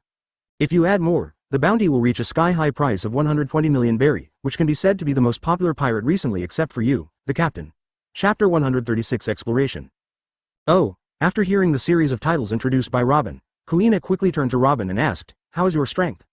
She doesn't care about other things, she only cares about Cavendish's strength, whether she is qualified to make a move. "Strength?" Robin stroked his chin and thought for a while, then turned to Kuina and said, "I haven't seen that guy's strength, so I don't know it very well, but since this guy just joined the Grand Line, it's only been a few months since this guy has offered a reward of over 100 million yuan. You can know that this guy's strength should be very strong." As he spoke, his eyes shifted from Kuina to Sorata, and he asked with a smile, "Am I right, Mr. Captain?" "Okay." Sorata nodded. He turned around and took his wine gourd from the coffee table behind him, raised his head and took a sip, then walked to the side of the guardrail, looked at the sea and smiled. "This guy's strength is still good, although he can't match the real one. The strong are comparable, but this guy has a method that can double his strength. If he uses this method, he should be qualified to be your opponent." After speaking, Sorata withdrew his gaze, smiled at Kuina, then turned around, leaned his back on the railing, raised his head and shouted to the observation deck, "Allo. Exist." Arlo stuck his head out from the guardrail of the observation deck and looked down. "What's wrong?" "Since I want to know the strength of the opponent." Sorata turned his head and glanced at the sailboat with White Horsebow in the distance. A hint of teasing flashed in his eyes, then turned to Allo and said, "Let's shoot at that pirate ship." He lowered his head and thought for a while, then raised his head and said to Aluo, "Just shoot the white horse at the opposite bow. Don't shoot people in boats. If you scare the other party away, it will not be fun. Ha ha ha ha." To be honest, he really wanted to see what that guy's second personality was. Although Cavendish was indeed forced by Marine to become a pirate, but this guy's second personality has killed many innocent civilians. And this guy also enjoys the fame brought by his second personality, so he should be ready to bear the sins brought by the second personality. Although his original personality may not be a villainous person, but since they are one, of course he should be dealt with as a villain. Besides, this guy's goal this time is definitely coming towards him. Thinking that in the original book, for the sake of reputation, this guy waited for Luffy and the others in New World, Derice Rosa, and wanted to kill Luffy, so you can know why this guy came to him. It's really overwhelming. He shook his head and took a sip of his wine. Do you really think that being born in New World, knowing how to practice hockey, and practicing hockey yourself, you think you are really invincible in the so-called paradise, in the first half of the Grand Line? Sorata turned her body, leaned her upper body forward, lay her hands on the guardrail, and looked at the sailboat ahead with the waves rising and falling, with the corners of her mouth curled up, and a sneer appeared on her face. Advertisement on the observation deck. Arlo withdrew his head, and pulled out the dark hound from his waist. Then he raised the dark hound and looked at the white horsebow sailboat in the distance in front of the Liberty through the scope, with a flash of contempt in his eyes. In fact, let him let go and shoot, and he can sink the opponent's ship into the sea with 2 shots. 2 shots in a row. Even if there is a strong person on the opposite side who can stop his first shot, he will definitely not be able to stop his second shot. But thinking of Sorata's order, he shook his head, red light appeared in his eyes. Kuina's knowledge color can't perceive such a long distance, but his knowledge color can. His knowledge color may not be very strong, but on this ship, apart from Sorata, he is the only one who can perceive things at such a long distance. If coupled with the perception given by his fruit ability, his perception can be strengthened again. Enhanced to the point where the straight line distance is similar to the perceived distance of Sorata's super powerful knowledge color. In other words, as long as he was on the sea, as long as the strength of the gun allowed, he could shoot objects several kilometers away, even 10 kilometers away. This is the scariest thing about top snipers in this world. As long as it is not awakened armament hockey, not a person with a strong sense of danger, in this unobstructed sea, if you meet a top sniper, you will not even know how to die. Of course, there are not many people in this world who can perceive such a distance. Not to mention the addition of a gun that can shoot so far. So if you want to meet a sniper of this level, it can be said that it is impossible in this world. But, today, Cavendish's luck was met very well. The bow of the White Horse Pirates. Cavendish was holding up the binoculars, looking at the Liberty approaching, his face flushed. He didn't expect that he would be so lucky that he would meet the person he was looking for on this trip at sea within only 1 day of setting off from Carter Island. Looking at the direction of the other party, it is obvious that they're heading for Carter Island. Okay, at this moment, Cavendish suddenly felt the danger. Since Arlo was not aiming at Cavendish, he felt the danger, but he couldn't feel where the danger came from. Advertisement, but at this time, there were only them and the Liberty ship in the sea area, so he could know where the danger came from without thinking. He put down his hand, inserted the binoculars into the belt on his waist, then lifted the sword with his left hand, raised his head, and stared at the front with both eyes. And the right hand slowly grasped the hilt of the sword. His sword is not an ordinary sword, but a gorgeous western sword inlaid with gems, named Durandal, which is the holy sword of their country. Although it is not well known, it can be called a sharp knife-level weapon in terms of hardness and strength. Okay, at this moment, a red light appeared in Cavendish's eyes. Bullet. At such a long distance, there is actually a powerful sniper on the opponent's ship. I don't know if the other party did it on purpose, or if he really fired at the white horse statue on his bow, but there is no doubt that he couldn't let the bullet hit. Because on this special translucent bullet, he felt the danger that was no less dangerous than Marine's giant shell. Due to its small size, it should be a stronger threat. Before he had time to think about it, a cold light flashed in Cavendish's pupils as he watched the bullets approaching rapidly. He kicked his legs on the deck, jumped onto the horseback of the white horse statue, then drew his sword forward and stabbed. Beautiful sword, blue bird. He practiced swordsmanship, mainly stabbing. This is also for the convenience of using Western swords. See. The tip of Durandal's sword wrapped around armament hockey and the bullet fired by Arlo met without any sound. However, boom, you must know that the bullets of Dark Hound are not ordinary bullets, but a reduced version of the shells, which exploded at the moment of collision. But the flames of the explosion did not go towards Cavendish. Instead, the airflow brought up by Cavendish's swordsmanship was shocked towards the sky in front of him. Looking at it from a distance, it seems that Cavendish is standing on the back of a white horse, stabbing a flame soaring forward.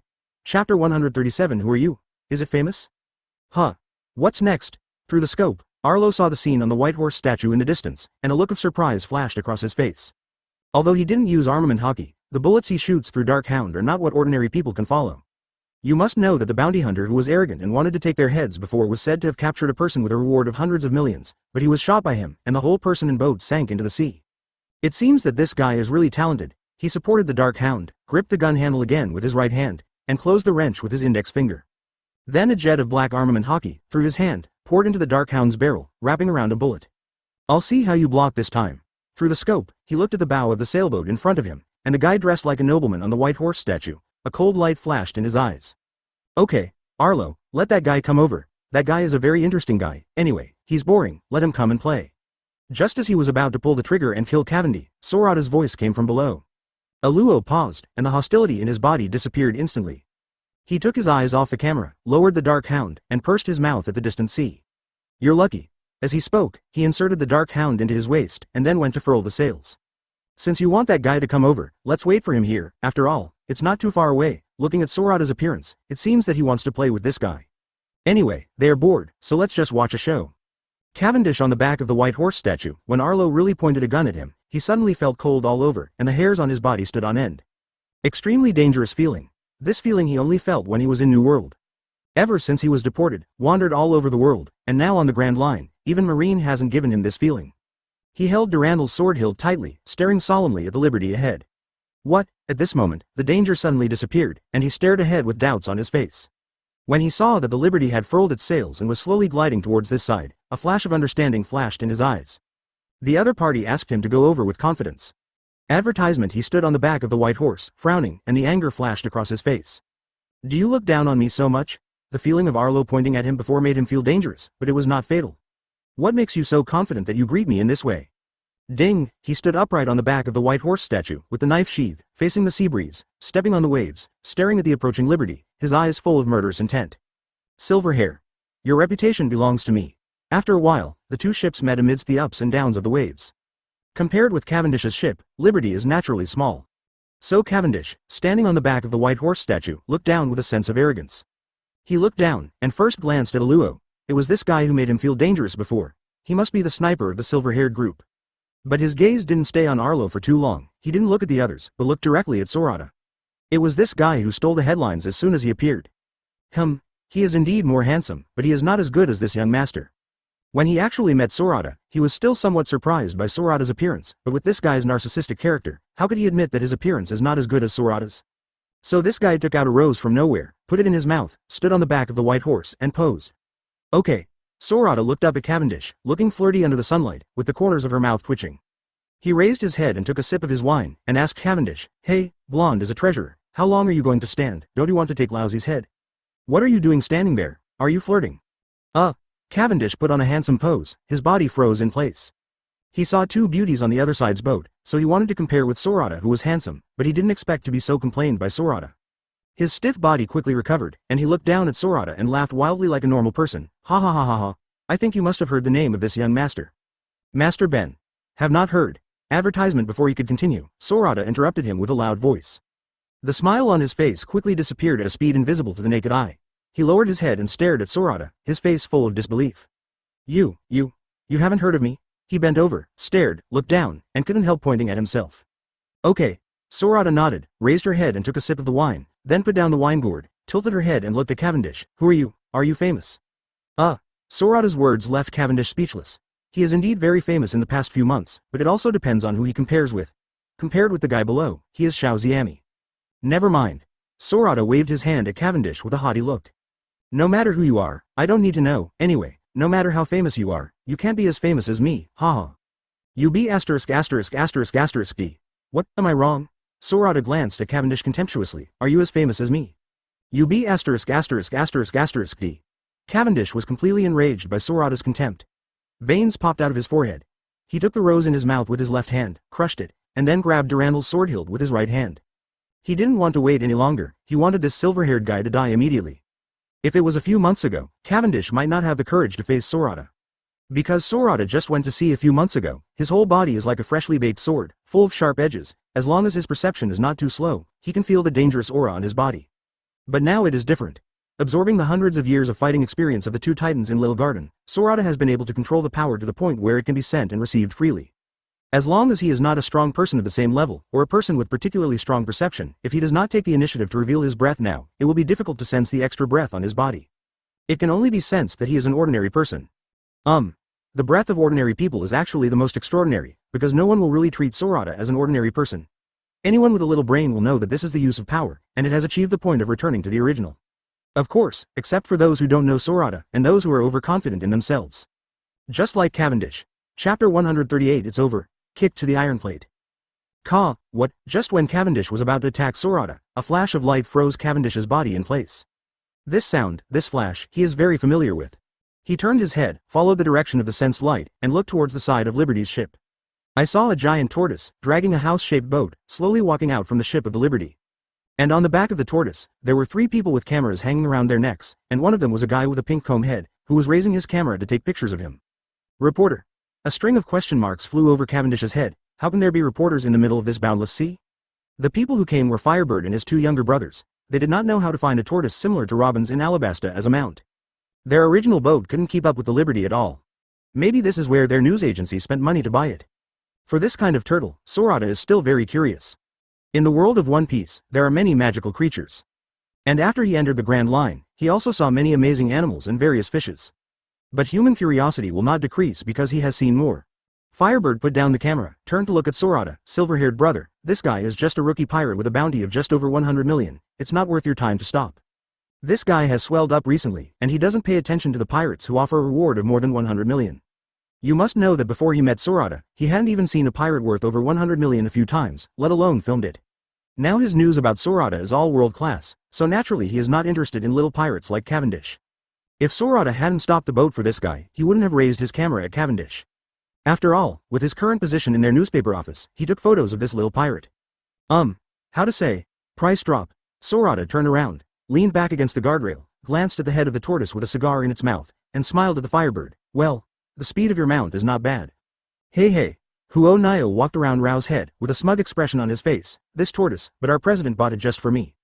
Then he turned his head and glanced at the 2 younger brothers, and then said, after all, there are only 3 of us. The small boat can't keep up with your speed, silver-haired brother, and we can't drive the big boat, so we can only use some special animals to replace the sailboat. Motivation.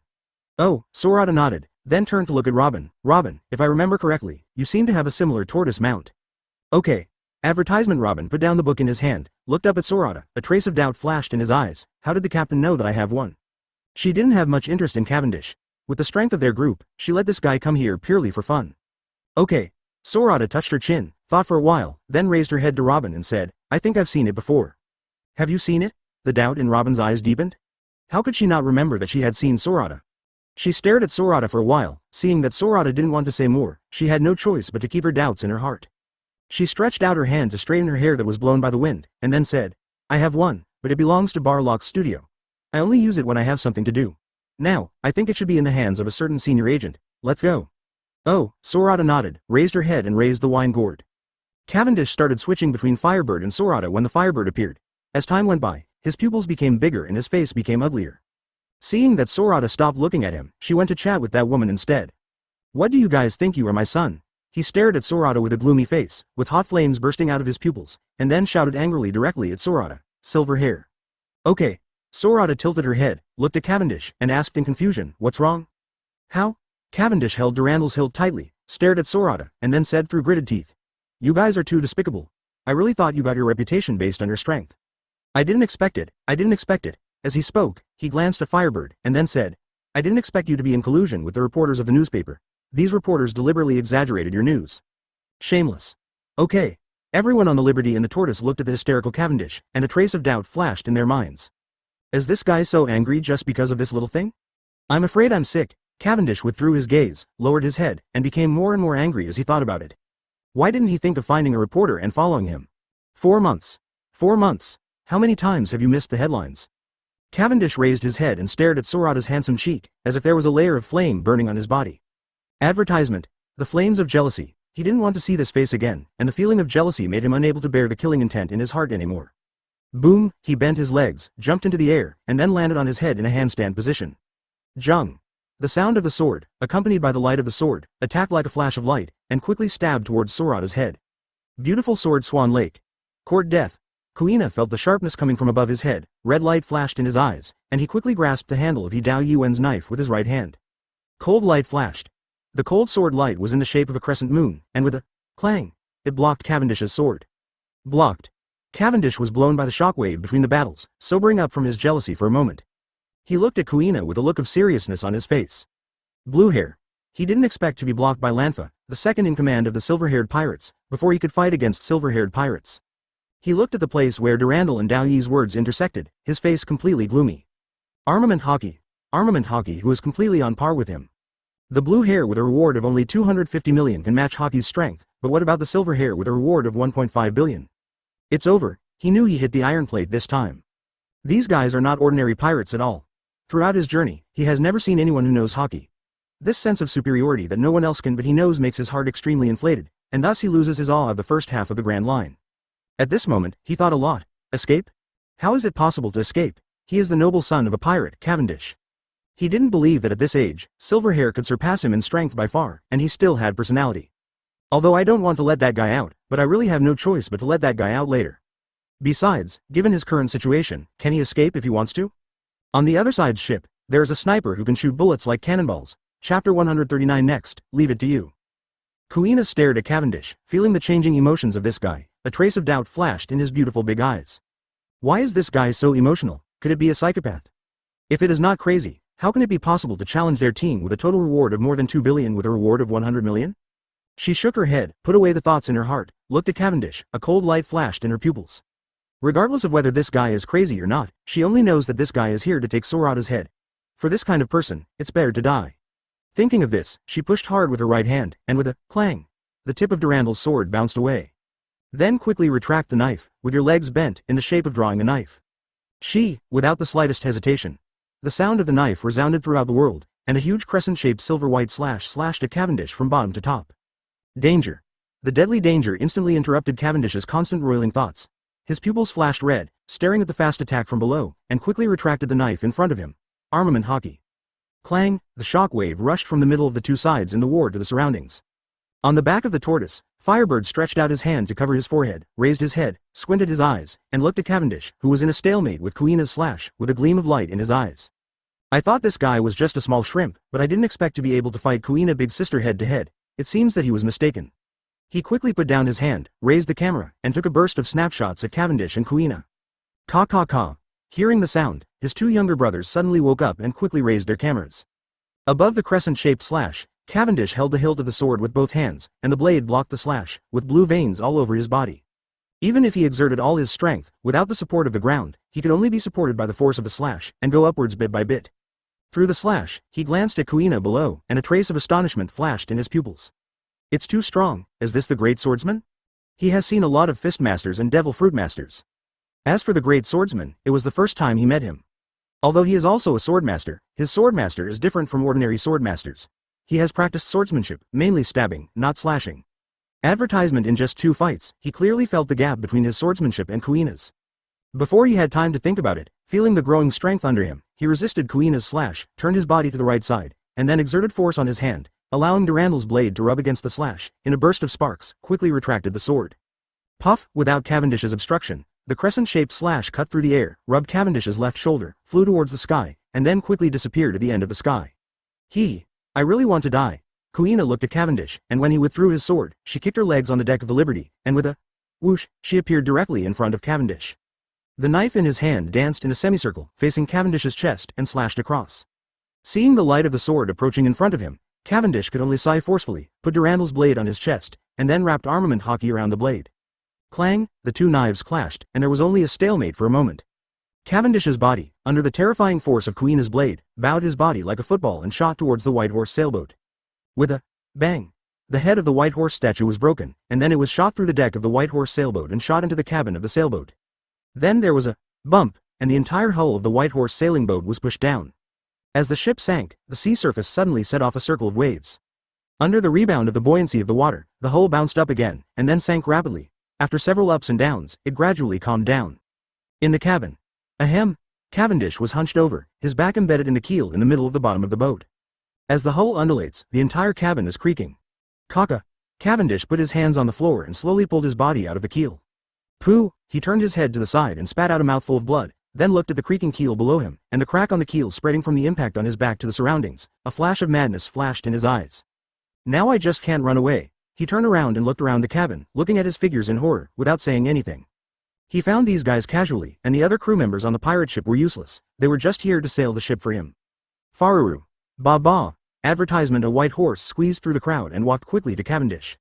It lowered its head and rubbed its head against Cavendish's arm, its eyes full of concern. Fine. Cavendish reached out and stroked the mane on the white horse's head, with the corners of his mouth raised, and a smile appeared on his face. You will hide later as before, and I will let that guy come out. Ba ba. The white horse raised its head, nodded to Cavendish, then turned around and walked out of the cabin. It has done this kind of thing countless times, and every time it hides it early. The figures around saw the white horse walking out of the cabin, and hurriedly followed, each went to find a hiding place. Being able to follow Cavendish for so long without dying, they already knew Cavendish's secret. Looking at the back of the white horse, a trace of apology flashed in Cavendish's pupils. "I'm sorry, friend, I may stop here this time, I hope you will be fine." As soon as they fought, he knew that he might be in danger this time. The number 2 guy on the opposite side, blue hair, let him release that guy in order to be able to match. What about the silver hair? He does not know. All he knew was that he was done. Although he knows the ending, he doesn't necessarily have to be caught without a fight. This is not his character. He sat up straight, raised his head, and looked out through the hole in the top of his head. Kuina, who was stepping on the broken white horse statue, had bloodshot eyes gradually. "I know, you can feel it, you should know my situation right now," he murmured in his heart. At this moment, a hoarse voice full of tyranny sounded from the bottom of his heart. "Ha ha ha ha. How funny, you are still so weak, do you want me to come out and clean up the mess? Ha ha ha ha ha ha. I really want you to come out, but you have to cheer me up this time, because this time the opponent is completely different from before. Even if there is a chance, I don't want to die. Ha ha ha ha ha. What opponent can beat me? Don't be naughty, let me out quickly, no matter who it is, I will tear him up for you. I hope you last longer." Cavendish took one last look at Kuina, sighed, and slowly closed his eyes. "Next, leave it to you.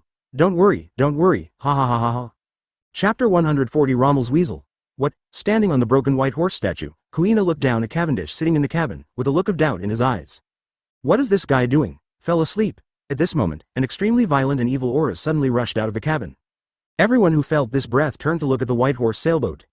Arlo leaned back on the guardrail, looking at the cabin of the white horse sailboat. The smile on his face disappeared, and a serious look appeared in his eyes.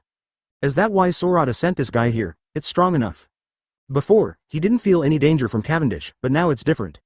Now he felt that that guy had completely changed, except for his body. It seemed that even his soul had changed.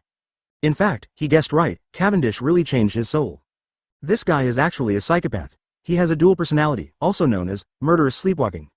When he fell asleep, his second personality would pop up and take over his body. Because his second personality is extremely murderous, and it is twice as strong as the swordsmanship possessed by his own swordsmanship genius. And because it is extremely crazy and irrational, once it appears, it will kill people everywhere. So Cavendish usually suppresses his second personality. Cavendish wandered to the Rommel kingdom after leaving the Pulgia kingdom. Because of this guy's sleepwalking, once night fell, many people were killed in succession. Even the marine who went to support was still lost. Because the speed of the instant kill was like a gust of wind, people didn't know who caused it. The killing incident for this reason is called Rommel's sickle weasel. Later, with the increase of Marine also gradually discovered that Cavendish killed the person, and he himself was forced to go to sea and become a pirate because of his second personality, Rommel's weasel.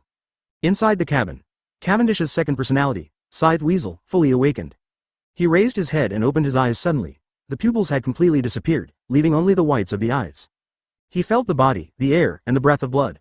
I can feel the enemy's breath even more. This made the corners of his mouth gradually widen, and the crazy breath continuously radiated from his body. He tore off his top hat and coat. Ah! Then he raised his head, opened his mouth wide, and yelled at Kuina outside the pit, with long blonde hair flying nonstop behind his head, like a raging lion. Interesting. Kuina looked down at Cavendish. Now it's not Cavendish, it should be called Sickle Weasel. Kuina looked at Kamaitachi. The corners of his mouth were upturned, and there was an interesting gleam in his eyes. Only with this guy's appearance is he qualified to fight her. The previous appearance was really too weak for her. No words. Kamaitachi stretched out his hand to grab the long sword that fell on the ground next to him, and stared fixedly at Kuina. He longed for blood, longed to see the appearance of human suffering. Hey, you are the person that guy said, I hope you can make me feel happy. Advertisement. A hoarse, non-human voice came out of Kamaitachi's big mouth.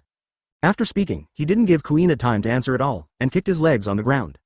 Boom, the keel, which was already crumbling after being hit by Cavendish's back, suddenly became even more cracked by his strong kick. I believe that the ship will be buried in the sea before long. He. Clang, Kuina's eyes glowed red, and she held up the sword in front of her, blocking Cavendish's sword. Feeling the power from the sword in the words of peace, she raised her head, looked at the Kamaitachi in front of her, with a smile on her face with an excited expression. The strength and speed are good, but the swordsmanship is a bit weak. It's not bad, you will know right away, ha ha ha ha ha ha. Kamaitachi laughed loudly at Kuina, and then the figure disappeared instantly. The speed is much faster, but... The corner of Kuina's mouth turned up, and he turned around and swung his right hand upwards. Clang, easily blocked the black blade wrapped around armament hockey. The response was good. Kamaitachi looked at Kuina, who was close at hand. His white eyes were completely covered with red. He opened his mouth and laughed wildly. The next step is the highlight. As he spoke, his figure disappeared again. Puff. Puff puff. Suddenly, around Kuina, countless knife lights cut through the air and came towards her. She stared at the light of the knife, a cold light flashed in her pupils. Then his right hand kept swinging the saber, waving a saber light in front of him. Each saber light blocked Kamidachi's saber light. Bang bang bang bang bang. The sound of blades colliding can be heard endlessly. Kamidachi kept moving at high speed and swung his sword around Kuina. He looked at Kuina with an increasingly crazy expression on his face. What kind of monster did that guy provoke? Standing still, you can block my slash. But these are none of his business, he is only responsible for killing people. Seeing Kuina's body that couldn't get close, unable to attack for a long time, he retreated to the deck with a whoosh, and then a black line flashed in his eyes, then the black line expanded, and finally the black completely occupied his entire pupil. He stood on the spot, yelled at Kuina, then lowered his head, his whole body shriveled quickly, and his golden hair, as if suddenly lost its life, quickly turned gray. Oh, Kuina put down his hands, tilted his head and looked at Kamidachi who was lowered, his eyes were full of mockery. Do you have to fight to extract life force? Judging from the evil aura emanating from this guy must have killed many people. She will not be soft on such villains. Ding, she put the knife into the sheath, leaned forward, left foot forward, legs bent, then lifted the scabbard with the word Hedao in her left hand, and touched the handle of the knife with her right hand, as if drawing the knife. She stared at Kamidachi with indifference in her eyes. If you only have this strength, then go to hell. At this moment, Kamidachi also raised his head. He was holding Durandal's sword hilt, his dark pupils were fixed on Kuina, and a black aura continued to erupt from him. Advertisement around him, a flame like black airflow rose up. Although this guy's current appearance is not as blatantly crazy as before, the aura he exudes is even more evil and gloomy. He stood up straight, said nothing, held the knife in both hands, bent his legs, sank his body, and continued. Boom, the body disappeared in place and appeared in front of Kuina in an instant. Jung. A red light flashed in Kuina's eyes, and he quickly drew his knife towards the air in front of him. Draw your sword and chop. Clang, the blades collided, and a shockwave was generated out of thin air, rushing towards the surroundings quickly. Kuina raised her head, squinted her eyes, and the ponytail behind her head was constantly swaying under the shockwave. The strength has been doubled again, and the speed has also been strengthened, yes. As she said that, she pushed her right hand upwards vigorously, then quickly retracted the blade, and then slashed towards Kamidachi at a faster speed. Now you be ************************************** D. You can let me pay a few more knives, ha ha. Clang, with a bang, Kamidachi's body pierced through the air and flew towards the sky. He kicked his legs in the air, stopped in the air quickly, and then rushed towards Kuina with his head down and his feet up. Looking at the weasel in the sky, Kuina turned her body sideways, holding the knife in both hands, and the murderous intent came out through her body. Yan Wei. The three spatulas slashed at the sickle weasel at an extremely fast speed, in no particular order. Dangerous, dangerous. Looking at the light of the three spatulas, Kamidachi's pitch-black pupils flashed with clarity for a moment, and then they were quickly covered by black. Right now, he has only one thought in his mind, and that is to destroy the woman in front of him. Others are ignored, even if it is your own life. He ignored the oncoming three spatula lights, holding the hilt of Durandal's sword with both hands, and stabbed towards Kuina's head. In fact, a normal person would block or hide in such a dangerous situation, but he is not a normal person now, and he doesn't know what the three spatula lights mean. So, puff, the light of the knife easily cut across the neck, chest and legs of Kamidachi. Then come back quickly. Clang, Kuina just waved his right hand upwards, and easily blocked it, Kamidachi's dead and non-threatening last sword. Looking at Cavendish, who was frozen in the air, and his eyes quickly recovered, Kuina shook his head, turned his right hand, and then swung down to the right. Puff, swinging bloodline off the knife, sheathing the knife, turned and jumped off the white horse statue. This guy's strength has indeed increased a lot after his transformation, but without the sense of crisis, he is actually not far from death. Chapter 141 Then I will fulfill you. Cavendish came to his senses just as Kuina retracted the knife. Feeling the weakness of his body, the corners of his mouth turned up slightly, and a wry smile appeared on his face. He really is beyond his control, to be so stupid as to come here to trouble the big pirate who offered a reward of 1.5 billion, that's it. Silver Hair saw it, but didn't hand it in at all. The number 2 person on the other ship easily dealt with him, even if he released the weasel, it would be useless. Looking back on his life, it is actually not bad. Because he is the prince of the Puljaya kingdom and he is handsome, he has been liked by countless people since he was a child. If he hadn't had special, sleepwalking, he might have become the king of the Puljaya kingdom now. In fact, why was he so handsome that he was kicked out of the country? It was because of his sleepwalking. Before he was kicked out of the country, he killed many people. Later, the king saw that he couldn't make him better, so he had no choice but to drive him out of the country and let him go outside to harm other people and countries. If he had any regrets in his life, he really did. So why doesn't he cultivate well? In fact, his talent is very strong. He has basically not practiced much since he was a child, and he can reach this level now. If he had been exercising since he was a child, he believed he would not be what he is now. But no matter how much it is said now, it will not help the matter. From the day he went to sea, he knew that either he killed someone else or someone else killed him, so there was nothing to resent. If he wanted to blame, he could only blame himself for being inferior to others. Before the last gleam of light in his eyes disappeared, he exhausted the last bit of strength in his life, turned his eyes, glanced at the cabin of the White Horse sailboat and muttered to himself. Farewell, my friend, my kin, Faruru, as long as people live in this world, everyone has something they cherish, which can be people, animals, or objects. And the only thing Cavendish can't let go of now is the white horse that has been following him. Puff, blood spilled all over the sky, and when Kuina turned around and jumped off the white horse statue, the last gleam of light in Cavendish's eyes disappeared, and his body split into four and fell towards the sea. Sorata looked at Cavendish's body, an inexplicable wave flashed in his eyes. To be honest, this guy is quite pitiful. He has good talent, good background, handsome looks, and has never suffered. She had a perfect start to her life, but she suffered from sleepwalking and gave birth to an evil second personality. It's really pitiful. Advertisement. In fact, Cavendish has no conflict with him. This guy is not a villainous person, and all the evil things are done by his second personality. But if he did it, he did it. Since he has endured the fame brought by his second personality, he must also bear the evil brought by his second personality. Everything is his own choice, and he can't blame others. Tread, Kuina's figure lightly landed beside Sorata. She turned around and took Sorata's hand, hugged it in her arms, raised her head and smiled at Sorata. Sorata, this guy is really like what you said, really a little. What do you mean?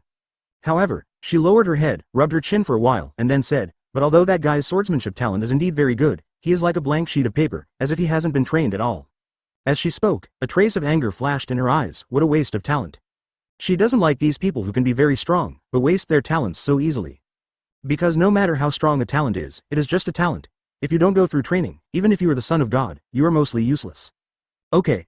Sorata put down the wine gourd and smiled at Kuina. This guy is indeed a bit of a waste of talent. In fact, if Cavendish keeps practicing and does not seek pleasure, his strength can at least rise a few levels, and as long as his strength rises, his will also rise, and he will be able to control his first stage very well. The two personalities will not appear out of control. He looked at the sea water stained red with blood, and in a thought, a gorgeous western sword flew up from the sea. Although he didn't know the name of this guy's sword, he knew that this sword was not an ordinary sword.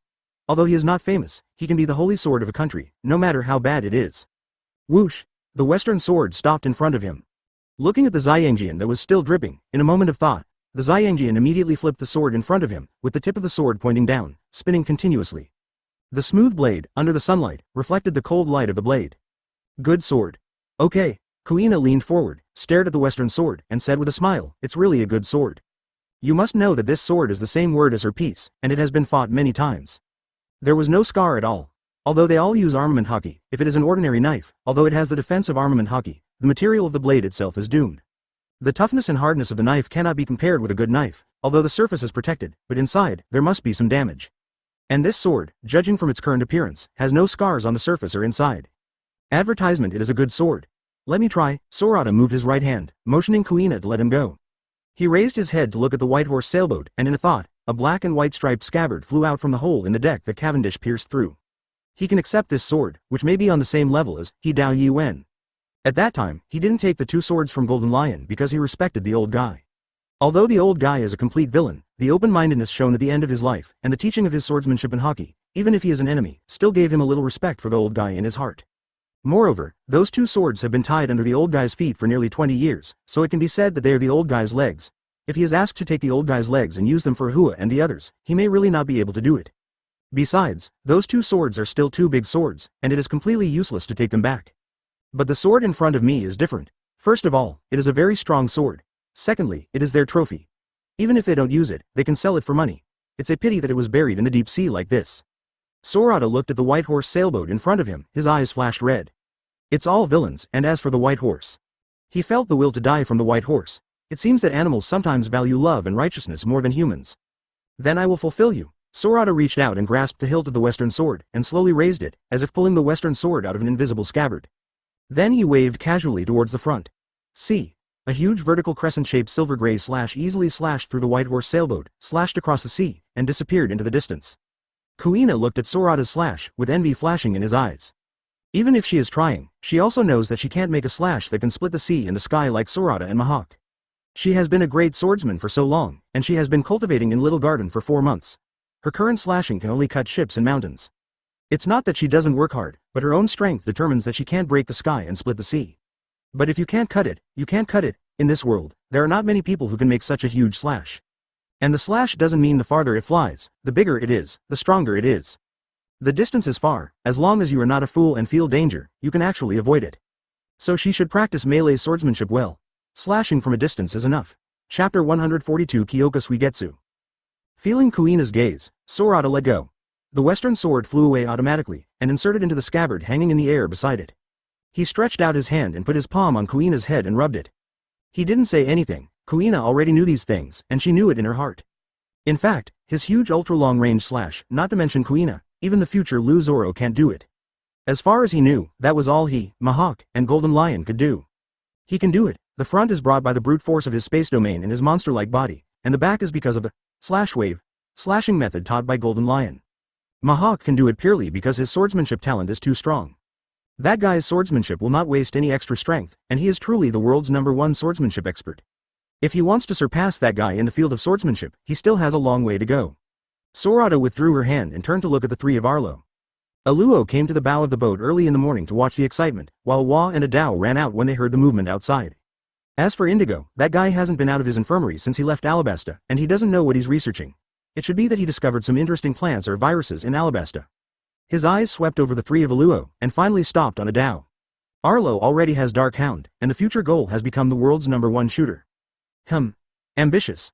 Awa completely gave up using the sword and used his fists to fight the enemy. His fruit ability endowed him with a strong defensive ability, and he was the cook on board, so under normal circumstances, he really wouldn't be needed to fight. As for Adao, this guy was the strongest of the three of them from the beginning. Whether it is talent, swordsmanship, or strength, they are all the strongest. If it weren't for his physical fitness, he would not be able to go back to inherit his family's ship business, but would stay in the dojo and learn swordsmanship from Koshiro. So among the three of them, only Adao can use this western sword. Although it was different from the sword he had always used, this western sword was the same style as the bamboo sword they used to train when they were young. They were familiar with it, and they could find the feeling of the past, and use this sword well. Thinking of this, he smiled at Adao. Adao, I'll give you this sword. It's better to have a weapon than bare hands, and your fruit ability gives you extremely strong dynamic vision. I believe you only need to work hard, and your swordsmanship will definitely improve by leaps and bounds. Adao looked at the gorgeous western sword floating beside Sorata, and a trace of hesitation flashed in her eyes. After he got the fruit in the past few months, he gave up his weapon and changed to practicing kung fu with fists and feet like Awa. Now that he was asked to pick up the sword again, he still hesitated a little. Why, don't you want to continue practicing swordsmanship? Advertisement. Seeing Adao hesitate, Sorata knew what this guy was thinking after thinking for a while. This guy's fists are indeed better than swords these past few months, but he believes that as long as this guy repractices swordsmanship and has the dynamic vision given by his eyes, his swordsmanship will be as good as that of an ordinary great swordsman, not to mention how strong it is. Degree is still possible. Because this guy's eyes are actually a weakened version of Mihawk's eagle eyes. As long as his power reaction speed and sword skills are improved, even if he can't reach the level of Mihawk, he can't be too weak. At least it is much more promising than him retraining his fists. Besides, this guy's eyes have special abilities. Using a sword is much more lethal than using a fist. He stretched out his hand to pick up the western sword, smiled at Adao. If you don't want it, then I will sell it when I go to the next island. You know, this sword has the same characters as Zonkong and Hedao, a sword of about the same strength. Zonkong. One word with Dao. Adao suddenly raised her head and stared at Xiangjien. Her eyes were shining. Even Aluo and Ahua stood up straight and looked at Xiangjien. Growing up in a dojo, it is impossible to say that I don't like swords or famous swords. Arlo was forced to become the ship's sniper, and he also likes guns, so needless to say. Awa was originally the weakest swordsman among them. If his father hadn't asked him to come to the sword gym, he might not have come. But his boxing skills are the strongest among the three of them. As long as he doesn't have a weapon in his hand, he is the one who can fight the best among them. Only Adao liked the profession of swordsmanship the most. If it is an ordinary sword, then for him, it is definitely not as strong as his fist, but if it is a sword like Hidao Yuan and Zonkong, it is definitely not comparable to fists.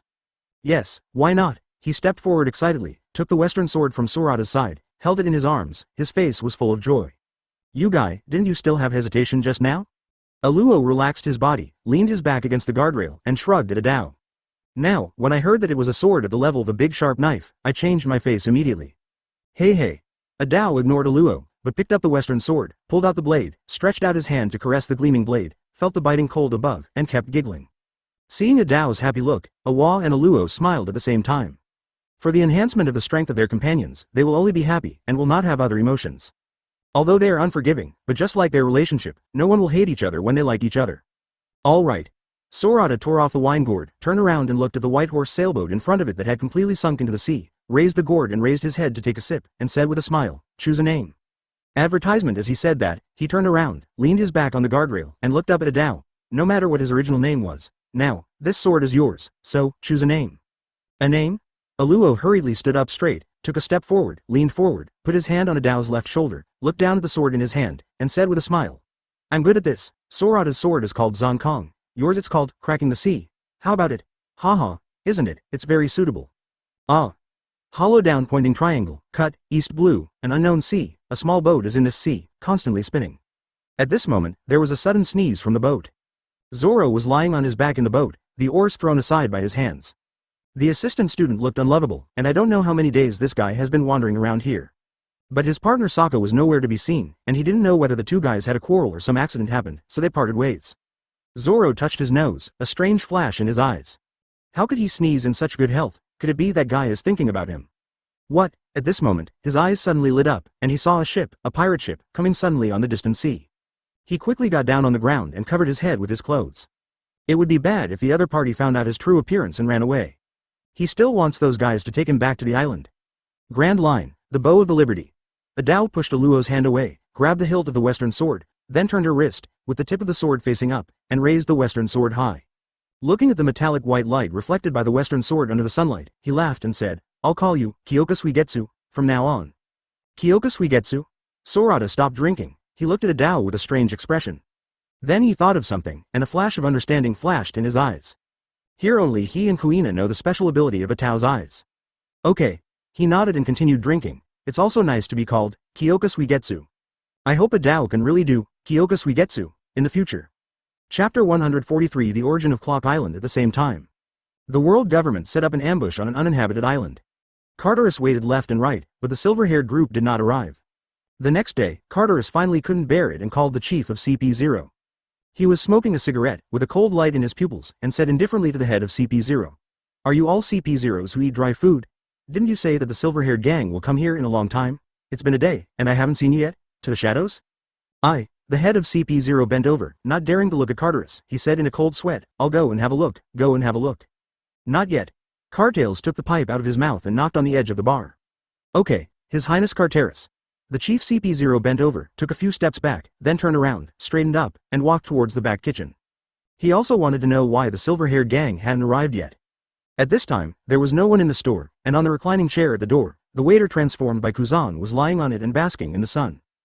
Even if this guy turns into another person, as long as he relaxes, he won't be able to hide his laziness. Hearing the movement, he stretched out his hand to pull the blindfold on his head, turned his head to look at Carterus, then turned his head, put down the blindfold, and continued to sleep. He is here to assist, not the main force. Regardless of whether the silver-haired group comes or not, it has no effect on him or their marine. Anyway, it is the world government that is anxious, not the marine. He prayed that the silver-haired gang would never come here, so that he could treat this mission as a vacation and take a good rest. Carter Island. On the pier at 6 o'clock. The Liberty is docked here, and other ships around it are constantly swaying with the waves up and down. Why is Carter Island also called Clock Island?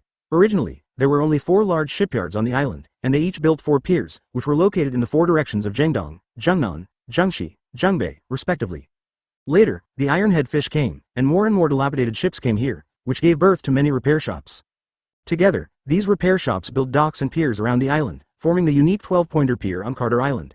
Moreover, there is a river at the piers in Zhengbei, Zhengnan, and Zhengdong. 3 rivers meet at the center. Advertisement among them, the rivers in the north and south are connected together, just running through the entire island. Seen from a high altitude, the 3 rivers are like the 3 hands of a clock. This is the origin of Clock Island, along the canal off the street. Sorata and his group stood on the street inside the pier due south, listening to Robin's story about the origin of Clock Island. I just said that the layout here is so obvious, why is it called Carter Island? Sorata turned her head to look at the small boats passing by on the canal, and said with a smile, it turns out that the layout of the clock was formed later. Okay. Robin nodded. This kind of pattern has not been formed for many years. It was not so prosperous before. It was after the group of ironhead fish came here that it became so prosperous. She turned her head and looked at the dazzling array of products and the countless people in the shops on the street, and said with a chuckle, to be honest, although the ironhead fish is not easy for people sailing in that sea area, it may not be a good thing, but for the people living on this island, they should be thankful, those tough guys. Ha ha. Sorata withdrew her gaze, looked at the large arch at the corner in front, and said with a smile. This can be regarded as the mutual achievement of humans and animals. As he said, he pointed to the arch ahead. That's the shipyard we're looking for, right? Okay. Right here. Robin withdrew his gaze, followed the direction of Sorata's finger, and looked at the large arch. This guy's company is the best and largest shipyard on this island. If the ship that the captain wants can't be built here, then we can only go to the capital of 7 waters. Just go and have a look. Sorata withdrew her hand, turned her head to face the three Aluo people who were each carrying a black box, and said loudly. We want to play, we will play later, let's go and get down to business first. Oh, the three of Awa quickly looked back at the shop next to them, turned their heads, quickened their pace, and followed Sorata's pace. Carter Shipbuilding Company. Outside the large arch, Sorata and others looked at the huge signboard on the arch, looking at the words on it, with curious expressions on their faces. No wonder it is the largest and best shipyard on the island. It turns out to have the same name as the island. It has a long history at first glance. Maybe Carter Island was named Carter Island because of this shipyard. Everyone looked away. Awa took a step forward and stood in front of the small door next to the giant door. He put down the black suitcase, stretched out his right hand and loosened the tie around his neck. The first time he played this thing, he was really not used to it.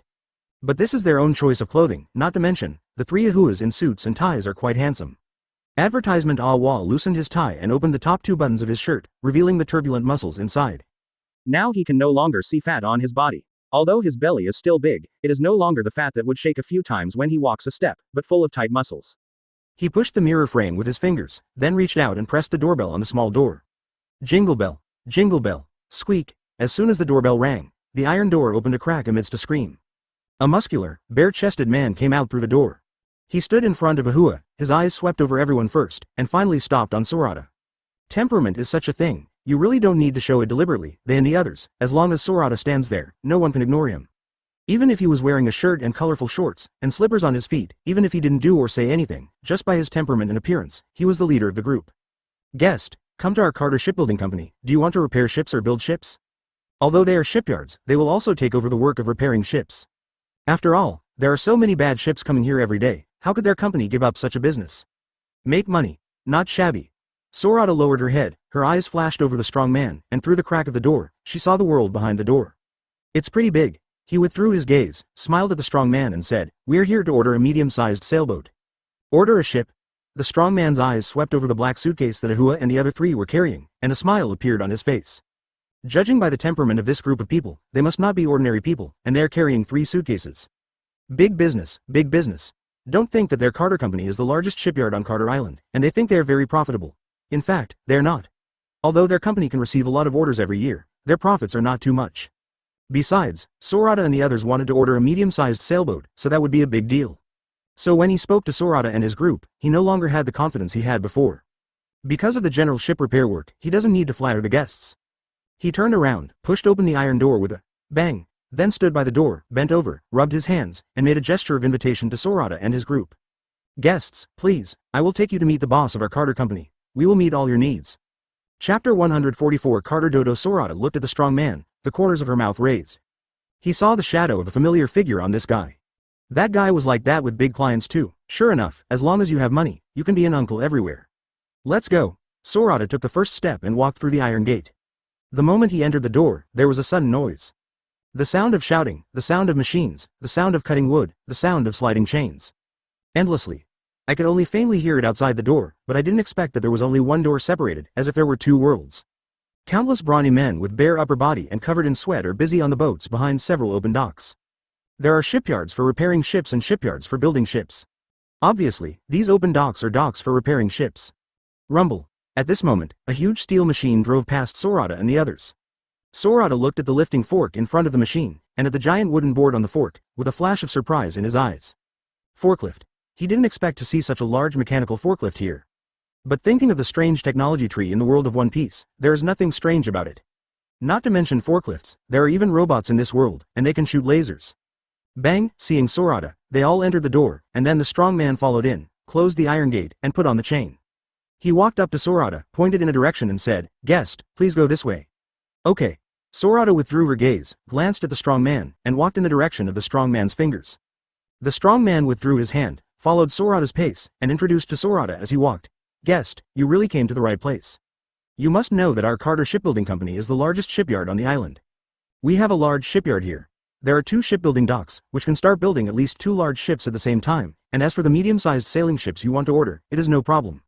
Speaking of which, the brawny man pointed to the 2 high-roofed buildings that occupy a large area in the distance, and proudly said, "These 2 docks have a history longer than the name of this island.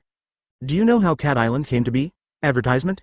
Without waiting for Sorata to answer, the strong man asked himself and answered, "Of course it's named after our company." It does have a lot of history." Seeing the proud look of the brawny man, Sorata raised the corners of his mouth and nodded. The buildings here really have a long history, but I don't know if their shipbuilding technology will become more and more powerful as time goes by, just like their history. This will not be known until after meeting the boss of their company. Walking through the square, the strong man brought them to a two-story living room, which was clearly a reception room for outsiders. After the strong man served them tea, he left the room and went to find their boss. Living room. Sorata sat on the sofa, picked up the tea in front of her, brought it to her mouth, and took a sip. Then he raised his head and glanced across the room. This room is also an ordinary living room, but the wall to the right of the sofa and the many photos on the wall make this place no longer ordinary. Boom. Sorata put down the teacup, stood up, walked to the right wall, looked up at the picture on the wall, lost in thought for a while. On this wall are photos of all medium-sized and above ships built by the Carter Shipbuilding Company over the past few decades. If you count them carefully, there may be no less than a few hundred ships. He even saw the shadows of large and super-large ships inside. As expected of a shipyard with a long history, all kinds of ships can be built. Small and ordinary ships cannot enter this room. Squeak. At this moment, the wooden door of the room was pushed open from the outside. A tall, middle-aged man in a white shirt walked in. Judging from the sweat stains on the white shirt and the sawdust on the man's head, it was obvious that the man should have been working. "Boss, the guests are inside, I'll go back first." The strong man who brought Sorata and the others here did not enter the house, but stood outside the door, said something to the middle-aged man, then turned and left. He has his own business, he is only responsible for bringing Sorata and his gang here, as for business negotiations. This is the job of the boss and has nothing to do with him as the gatekeeper on duty. Okay. The middle-aged man turned around and nodded to the strong man, then turned around, his eyes swept around the room, and finally stopped on Sorata. He first gently closed the door of the room, then walked to Sorata's side, raised his head, and accompanied him to look at the pictures on the wall. This is the history of Carter Company, the pride of his family, and the pride of the entire Carter Island. Sorata withdrew her gaze, turned to look at the middle-aged man, stretched out her hand and said, "Hello, my name is Sorata." Advertisement, oh hello. The middle-aged man turned around and faced Sorata. Only then did he see what Sorata looked like. Seeing the middle-aged man's reaction, Sorata knew that he recognized him, the corners of his mouth raised, a kind smile appeared on his face, and he said another sentence. "Hello. My name is Sorata." Oh. The middle-aged man quickly reached out and held Sorata's hand together. Hello. My name is Carter Dodo, and I am the fourth boss of this shipbuilding company. You can call me Carter, of course, you can also call me Doran. Haha. You are so humorous. Sorata let go and smiled at Duo Loon. Fourth, so this shipyard is still a family inheritance. Okay. Doran nodded, glanced at Sorata nervously, and quickly regained his composure. With a smile on the corner of his mouth, he said to Sorata, "This shipyard was founded by my grandfather. It has a history of almost 100 years, and I happen to be the fourth-generation inheritor." He turned his head, glanced at the photos on the wall, his eyes were full of pride, and then turned his head to Sorata and said, "I never thought that a big man like you would come here and come to our company." Ha. Sorata laughed, shook his head, and said, "I'm not a big shot, I'm just a little famous. Your company has a history of almost 100 years. I'm afraid you have received a lot of big shots. Don't make fun of me, gone." Hey. Seeing that Sorata's tone was relaxed, and he didn't have the tyrannical aura of ordinary pirates, Duo Loon slowly let go of the tension in his heart. On the Grand Line, again where ships are built and repaired. Their company receives all kinds of pirates every day. And when the pirates came here, they actually obeyed the rules. After all, not every pirate group has reliable ship repairers on board. Most pirates have to find islands in the sea and shipyards on the islands to repair their ships. Therefore, most pirates will not do anything excessive to the shipyard. And will pay for repairs. Of course, there are also unruly little pirates. However, the sea is fair, and often these unruly little pirates will basically be swallowed by the sea. I don't know if it's the ghost of the repair shop or the god of cultivation. There is no way of knowing. Anyway, there is an unspoken tacit understanding between the pirates and the shipyard, and there are very few conflicts.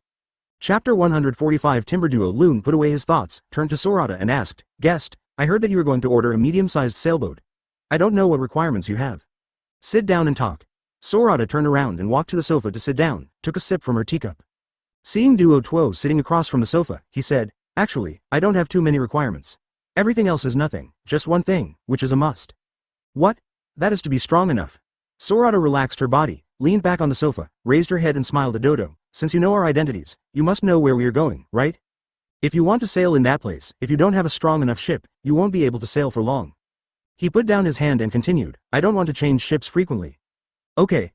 Dodo nodded, then stroked his chin and thought about it. Of course he knew where Sorata and the others were going, and if they wanted to sail there, they really needed a tough enough ship. Ordinary ships can sail in that ocean, but they are easily broken apart by the weather and huge waves there. As Sorata, it is obviously impossible to customize an ordinary ship. Thinking of this, he raised his head and said to Sorata, "Our shipyard will definitely be able to build ships that are enough to sail in that sea area. Our Carter company has built countless ships over the years, many of which have gone to the New World, so our company can build whatever you want. Well, I believe it. Sorata nodded. Looking at the photos on the wall, you can tell that most of the photos on that wall are actually customized by pirates. As for the ship customized by pirates, the destination must be New World. For so many years, no pirates have come to trouble the Carter company, so they can know the company's shipbuilding technology. Although their overall strength may not be comparable to the capital of Seven Waters, they are actually similar. Shipbuilding. Advertisement. The main thing is the material. Thinking of this, Sorata straightened up, put down the teacup, then raised her head and said to Dodo. Mr. Dodo, I wonder if you have wood from Treasure Tree Adam here. Duo Tuo stopped drinking tea, then put down the teacup with a wry smile on his face. Guest, don't be kidding, that's the legendary wood. Let alone our Carter company, even if it is the capital of Seven Waters, at this time impossible. Is that thing so rare? A curious look appeared on Sorata's face. As far as he knows, although this thing is rare, there are still a few in this world. Although he doesn't know where it is, these world-famous shipyards must know where it is. Very rare. Dodo nodded, then raised his head and said to Sorata, the precious tree Adam, there are only a few that exist in the world. Every year, Adam wood is indeed handed down from the legendary Adam Island, but it needs to be used. It is rare to come across a piece of wood for boats in decades. He paused, and then said, most of the Adam wood that has been handed down can only be used to make the ship's mast or other parts. To make the keel of the ship, at least it must be the main branch of the treasure tree Adam, dry. Only one branch of this kind will come out of Adam Island every 10 years or so. And every time there's an auction of Adam's timber, it's a shipyard feast. As he spoke, he turned his head to look at the photo wall. As for our Carter company, we have been established for so many years, and we have also auctioned Adam wood that can be used as the keel of a boat. Since it's so rare, Sorata asked curiously, then why don't you go to that Adam Island and cut it yourself? Impossible. Dodo shook his head, looked away, and looked at Sorata. Let's not say that Adam Island itself is a legend. People don't even know where that island is. Even if someone really went to that island, it is impossible to return the wood of Treasure Tree Adam. Oh, why is that? Why? Duo Tuo took a sip from his teacup, moistened his throat, and then said, of course it's because Baoshu Adam is not an ordinary person who can chop with ordinary weapons. You must know that we can't use ordinary tools to process Adam's wood when we bring it back. We can only process Adam's wood by grinding it slowly. Boom. Advertisement. He put down his teacup and continued, this is still the wood of the dead Treasure Tree Adam, let alone the living Treasure Tree Adam? So even if someone really went to the legendary Adam Island, they wouldn't be able to bring back Adam's wood. Actually, the Adam wood that is handed down every year is all the precious tree Adam. The branches that fall off automatically are not cut down from the tree by humans at all. Oh, that's it, Sorata nodded. No wonder, in the world of One Piece, many people seem to know that the wood of Baoshu Adam is the hardest and best ship, but there are very few ships in this world that are really made of this kind of wood. As far as he knows, there are only One Piece Gull, Roger's ship, Orson, made of this wood. As for the rest, he didn't know. Sorata raised her head and smiled at Dodo. Mr. Dodo, since your factory doesn't have Adam wood, there must be other wood. I don't know what it is. He paused for a while, and then said, let's talk about it first. We want to build a boat. Even if it is not the best, we must use the best wood. I don't want to sail halfway and the boat breaks down. Ha ha, Duo Tuo laughed. The customer is worrying too much. Our Carter Shipbuilding Company is not a small company. Although due to geographical location, our company does not build as many ships every year as the capital of Kashui, but after 100 years, our company does not say how strong it is, but it still ranks among the top 3 in the world. So the guests don't have to worry about these at all. Although the shipbuilding wood here is not as good as the legendary wood like Treasure Tree Adam, it is not bad. Wait for the guests, come with me to the shipyard where the ship is built, and we'll know when we meet. The wood here is brought back from the Calm Belt, the Isle of the Ancients. Ancient Island. Hearing this, Sorata quickly sat up straight and asked Dodo, can you tell us where the specific signpost is? Since it's an ancient island, it must be fun to come here. The wood of the ancient island is indeed better than that of ordinary islands. They found it in Lil Garden. Dodo was at a loss for words. He could only touch his head and smiled awkwardly. Ha ha ha. Guests, you are going to the New World. What ancient island? If it is fun, with your strength, you should also go to Sky Island, that's right. Hey hey. Ha ha ha ha. Chapter 146 Heavenly Road. Sky Island. There is not much interest in the ancient island, but it is different for Sky Island. The moment the word, Sky Island, came out of Dodo's mouth, Awa opened his dozing eyes. Arlo put down his hand to kill Matt's hair. Adao took a deep drag on the cigarette. Kuina tightly grasped the scabbard of the Japanese script. Robin sat up straight. There were only Sorata and Indigo on the scene. After hearing Sky Island, they didn't have much reaction. Sorata is because she has known the existence of Sky Island for a long time, and she is ready to go to Sky Island. Indigo because he had already been to Sky Island. Following Golden Lion, a flying pirate, has stayed in the sky for nearly 20 years. How could he not know about Sky Island? Everyone seemed to wake up all of a sudden. They all stared at Dodo with bright eyes and asked loudly, is there really a Sky Island? Dodo was taken aback. He thought Sorata and the others already knew about the existence of Sky Island. The existence of Sky Island is not a big secret on the Grand Line number 3 route. At least the people on Carter Island, most of them have never seen it with their own eyes, but they have heard of it more or less. This is not like the number 4 route. The number 4 route is because only upwelling currents can reach Sky Island, so the people there basically regard Sky Island as a legend. On the number 3 route, there is a direct route to the sky, which can directly reach the Bye-Bye Sea at an altitude of 10,000 meters where the Sky Island is located. Of course, to pass this heavenly road, one must have enough courage, strength and luck.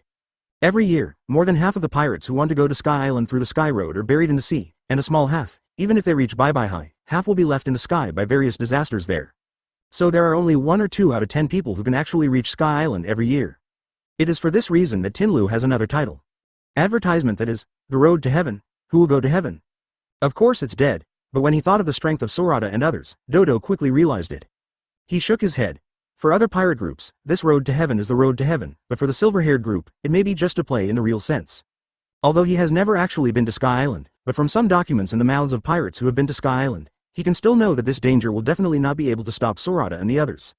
Seeing that Dodo didn't answer for a long time, everyone hurriedly shouted again, "Mr. Dodo, does Sky Island really exist?" Okay. Dodo glanced at everyone, then picked up his teacup, took a sip and said, "Sky Island does exist, and many of us here know it." Wow. Awa grinned and said excitedly, "I didn't expect there to be Sky Island." As he spoke, he raised his head, stared at Dodo with bright eyes and asked, "Has Mr. Dodo been to Sky Island? Can you tell me what Sky Island looks like? Is there an angel there? I heard that angels live above the sky. Mr. Dodo, Mr. Dodo." Okay. Duo Tuo put down the teacup, looked at the expectant eyes of Shanghua and the others, shook his head, and said with a smile, "I'm going to disappoint the guests. I'm just a shipbuilder. I've never been to Sky Island." Never been? Okay. Dodo nodded, thought for a while, and then said, "Although most of us here have heard the rumors of Sky Island to some extent, but for those who have actually been there, basically they have never heard of it, because it takes wherever you go. You have to experience a narrow escape. So unless you want to go out to sea for adventure, no one wants to go there. Even if you know the way is there, no one dares to go there." Haha. No one dares to go. We dare? Ahua laughed, turned to Sorata and said with a smile, "Sorata, tell me, am I right?" Okay. Advertisement. Sorata nodded. He knew that besides the upwelling current, there was another road leading to Sky Island. He didn't expect that this road would be on the number 3 route. He turned his head to see the excited faces of his partners, the corners of his mouth raised, and a smile appeared on his face. Okay. Now that we know where Sky Island is, our next goal is Sky Island. After finishing speaking, he turned his head to Dodo and said, "Mr. Dodo, please tell us the specific route and coordinates to Sky Island." No problem. Duo Tuo nodded and said, "It will take about half a day to start from here and head towards the east. You will see a high mountain connecting the sky and the earth. This high mountain is the Sky Road leading to Sky Island. Location. I have seen it with my own eyes, but because I didn't have the courage, I didn't challenge this road to heaven. And one side of that high mountain has formed a river leading directly to the top of the mountain due to the ocean current. As long as you follow the river upward, you can reach the Bye-Bye Sea, which is more than 10,000 meters away. Wherever you go, you can follow the ocean current to reach the Sky Island." Oh, amazing. Sorata nodded, and then said, "This is the Grand Line. Even if it's only half a day's voyage, we can't get there without pointers. Rest assured." Dodo waved his hand and said casually, "Just go to the store in the town and ask, and you can buy the permanent pointer to the high mountain island on the Tinlu." Although there are not many people who dare to challenge wherever they go, there are always a few brave pirate groups who go wherever they go without fear, so the permanent pointers to where to go, and the merchants who open shops in the town will prepare a few in case someone asks. They are also in stock. After all, that stuff is quite expensive and profitable. Oh, Sorata nodded, and then changed his tone. "By the way, Mr. Dodo, I don't know a medium-sized sailboat. What is the cost of your construction here?" Duo Tuo straightened his body with a serious face. "The main event is coming." Having said so much, I finally got down to business. He lowered his head, touched his chin with his right hand and thought for a while, then raised his head and said to Sorata, "It depends on how big a ship you want. You must know that ships under 80 meters and over 20 meters are medium-sized ships. Different heights, and of course different prices." "Well, I know that." Sorata nodded, pondered for a while, and then said, "The boat we want is about 40 meters in length. As for the height and width, it is up to your shipbuilding company. This is based on the data from his space domain. It also has to do with their numbers. 40 meters is exactly the diameter of his domain, almost half the size of a football field, and there are only 7 of them now. Even if they add more people in the future, it will be enough. His recruitment of teammates is actually the same as Straw Hat Crew, only when he meets the right person, he will invite him on board. In fact, on his boat, only Indigo was invited by him. The 3 of Ahua and Kuina followed him from the beginning, and Robin asked to board by himself. Chapter 147. Happy Cooperation. 40 meters? Dodo rubbed his chin, kept calculating in his heart, then raised his head and said to the air, Guests, you should use the best wood. I did the math. A 40-meter long boat, not counting other things, the total 200 million berry. 200 million. Sorata nodded. Well, it's not expensive. You must know that any piece of wood in Baoshu Atom is worth at least 200 million berry. It's just that the quality of the wood has dropped a little. With 200 million berry, you can directly build a ship, which is fine. If the customer has other requirements, you can discuss with us when the ship is built, and we will try our best to meet your needs. Okay. Sorata leaned back on the sofa and said with a smile, then I don't know, how long will it take to build the boat we want? In terms of time. Dodo thought for a while, then raised his head and said to Sorata, we will be able to build the boat in about 10 days. 10 days? He knew that in the world of One Piece, the speed of shipbuilding was very fast, but he didn't expect it to be so fast. A large ship with a length of 40 meters can be built in only 10 days. Sorata stretched out her right hand, pinched her chin with her index finger and thumb, and rubbed the green onion stubble protruding under her chin with her thumb. Before he knew it, he was going to be 18 soon. Time flies really fast. He raised his head and glanced at his companions, whose eyes were as bright as light bulbs. Ever since they heard the news about Sky Island, they all looked excited. They turned to look at Dodo. Mr. Dodo, can this time be advanced? He seemed to remember that the construction of Thousand Sunny didn't take long in total, but he couldn't remember the exact time, but it didn't exceed 10 days anyway. So he wanted to see if he could advance the time. After all, looking at the appearance of my companions, if I didn't want to change ships, I would have wished to grow wings and go to the legendary Sky Island for adventure. In fact, he also wants to go to Sky Island as soon as possible.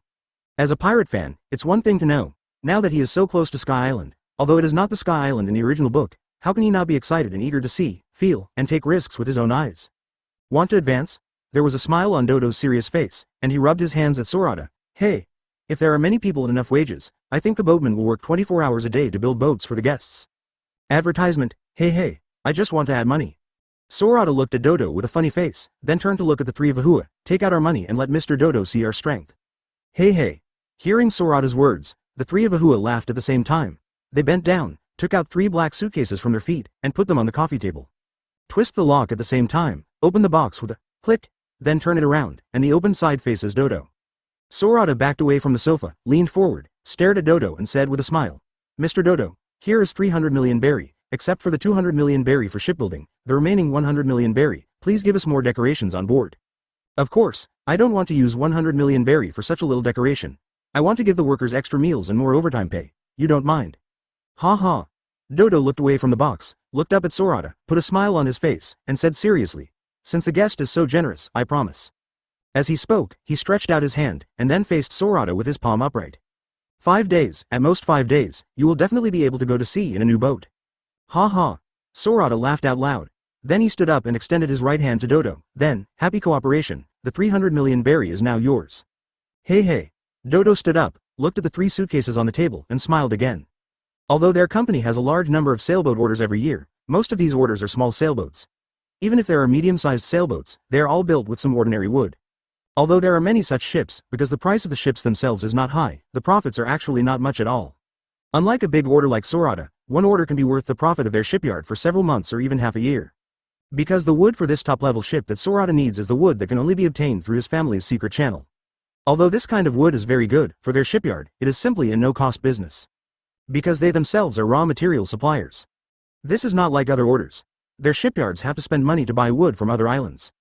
What's more, Sorata also gave him the decoration package on the ship, and had to pay more money in time for the schedule. That's another big profit. Advertisement just thinking about it made him feel very happy. After all, it's business. The guests are generous and give a lot, of course he is happy. He raised his head and watched Sorata rub his hands together, then reached out his hands, held Sorata's right hand, and shook it up and down. Happy cooperation, happy cooperation. Dodo then let go of his hand and smiled at Sorata. Guest, should we go to see the wood in the dock first, or go to the cafeteria to eat? Before coming, I have ordered the kitchen to prepare the dishes. I think it should be just now, okay? Ha. Sorata put down his hands, looked at Dodo, and said with a smile, since Mr. Dodo is already prepared, let's go to eat first. After all, no matter how urgent it is, it's not too late. Do you think so? Yes. Dodo smiled slightly, then turned around, then let's go, guest. Okay. Sorata stepped out of the coffee table and walked out of the room with Dodo. At this moment, he thought of something, stopped, and turned to look at the coffee table. Mr. Dodo, don't you collect the money first? Dodo walked to the door, opened the door, turned to look at the box on the coffee table and said with a smile, it's okay, my secretary is here, she will take care of it. Oh, Sorata turned her head, nodded, and didn't ask any more questions. Then he took the first step and walked out of the room. What? The first time he walked out of the room, he saw a wavy woman in a professional suit and stockings standing in the aisle outside. The woman is about 30 years old, has a good figure, and wears professional clothes on her body, which is very attractive. Is there a world government spy on every island? The first time he saw a woman, he felt a special aura on her body. If it is an ordinary person, they will not find any difference in women. After all, these spies are professional. But with his spirit and special sense of knowledge, his perception has reached a particularly perverted level. As long as these spies appeared in front of him, even if he didn't need to be knowledgeable, he could still find the dark aura in these guys. Chapter 148 Spy. Although he knew that this woman was a spy, Sorata did not show any special emotions. It's not about planting spies by his side, it's none of his business. In fact, these spies are the eyes of the world government, and they pose no threat to ordinary people. After all, Carter Island here is not the capital of Seven Waters, and Dodo is not Frankie, nor is it an iceberg. For the world government, sending a spy here should simply be to collect information. After the silver-haired group walked out of the room, Dodo lifted his feet and walked out. He walked up to Sorata and beckoned to the beauties in the corridor. Turning to Sorata, she said, "Mr. Sorata, this is my secretary, Miss Carey." As he spoke, he turned his head and said to Carey, who was walking over, "Carey, this is our major customer of the shipyard, Mr. Sorata." "Mr. Sorata, hello." Carey stood upright, bent slightly towards Sorata, held the notebook in her left hand, and stretched out her right hand. Boom. Boom. Boom boom boom. She was a little afraid to look into Sorata's eyes, so she could only lower her head. In the eyes of outsiders, she is showing respect for Sorata. In fact, it was because she was terrified by Sorata's beautiful blue eyes that seemed to be able to see through people's hearts just now. Sorata looked at Carey and reached out to shake her hand. "Miss Carey, hello." He put down his hand, and there was nothing unusual. Then he turned to look at Dodo. "Mr. Dodo, let's go. We came here as soon as we landed on the island. To be honest, we are really hungry." "Haha. I don't know what kind of food Mr. Dodo has prepared for us. It must be delicious." Having said that, he smacked his lips and said with a smile, "It's really full of expectations." "Ha ha." Seeing Sorata's expectant look, Dodo couldn't help but raise the corners of his mouth slightly, showing a smile on his face. Although Cat Island is not an island famous for its food, we also have a lot of special food here, which will definitely make Mr. Sorata and your partners eat well. After he finished speaking, he turned to Carey and said, "Carey, go to the house and pay Mr. Sorata to bury in our shipyard, take it to my office, and then call the masters in the shipyard to the number 2 dock meeting." Advertisement, yes, Mr. Carter. Carey held the notebook, stood aside, and nodded to Dodo. Ha ha. Dodo withdrew his gaze, stretched out his hand to guide Sorata and others to follow him. "Let's go. Guests, the cafeteria is just ahead, not far away, just a few steps away." After speaking, he took the first step, raised his footsteps, and walked outside. Sorata took one last look at Carey again, an inexplicable look flashed in his pupils, then turned his head, raised his footsteps, and followed Dodo. Cold sweat quickly covered Carey's forehead and whole body. Wetting her hair, and even soaking his white shirt, made her inner contours looming, and her whole body was full of temptation. She looked at Sorata's back. Even though the sun was shining brightly outside, her whole body seemed to be in the cold winter. Not only was it cold from head to toe, but even her heart was icy cold. It must, this guy must have discovered her true identity. Carey's heart was beating non-stop, and at that moment, she felt the breath of death.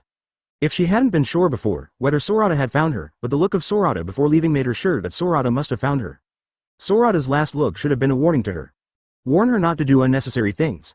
She stood there for a long time, until Sorata and his group followed Dodo into the opposite building and disappeared. Her tense spirit and body relaxed. The moment she relaxed, she staggered and almost fell to the ground. She stretched out her hand, wiped the sweat off her forehead, then bent over, put her hands on her knees, panting loudly. Snapped, and the notebook that she was holding in her arms fell to the ground without the restraint of her hands. Carey looked at the notebook, but didn't reach for it. Now she has to think about whether to report the traces of the silver-haired gang to the world government. As early as a day ago, the world government contacted her through her boss. Ask her to report the silver-haired gang as soon as she finds them. When she first received the order, she didn't take it seriously. Because she knew that the silver-haired group was on another route, so how could it be possible to cross the route to Carter Island? However, what she didn't expect was that the silver-haired group would come to Carter Island one day later, and also came to the company where she was a spy, and ordered a ship from their company.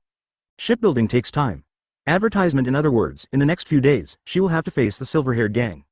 Although she still doesn't know how big the silver-haired group's order is, judging from Dodo's attitude towards silver-haired, she can know that the order this time is not small.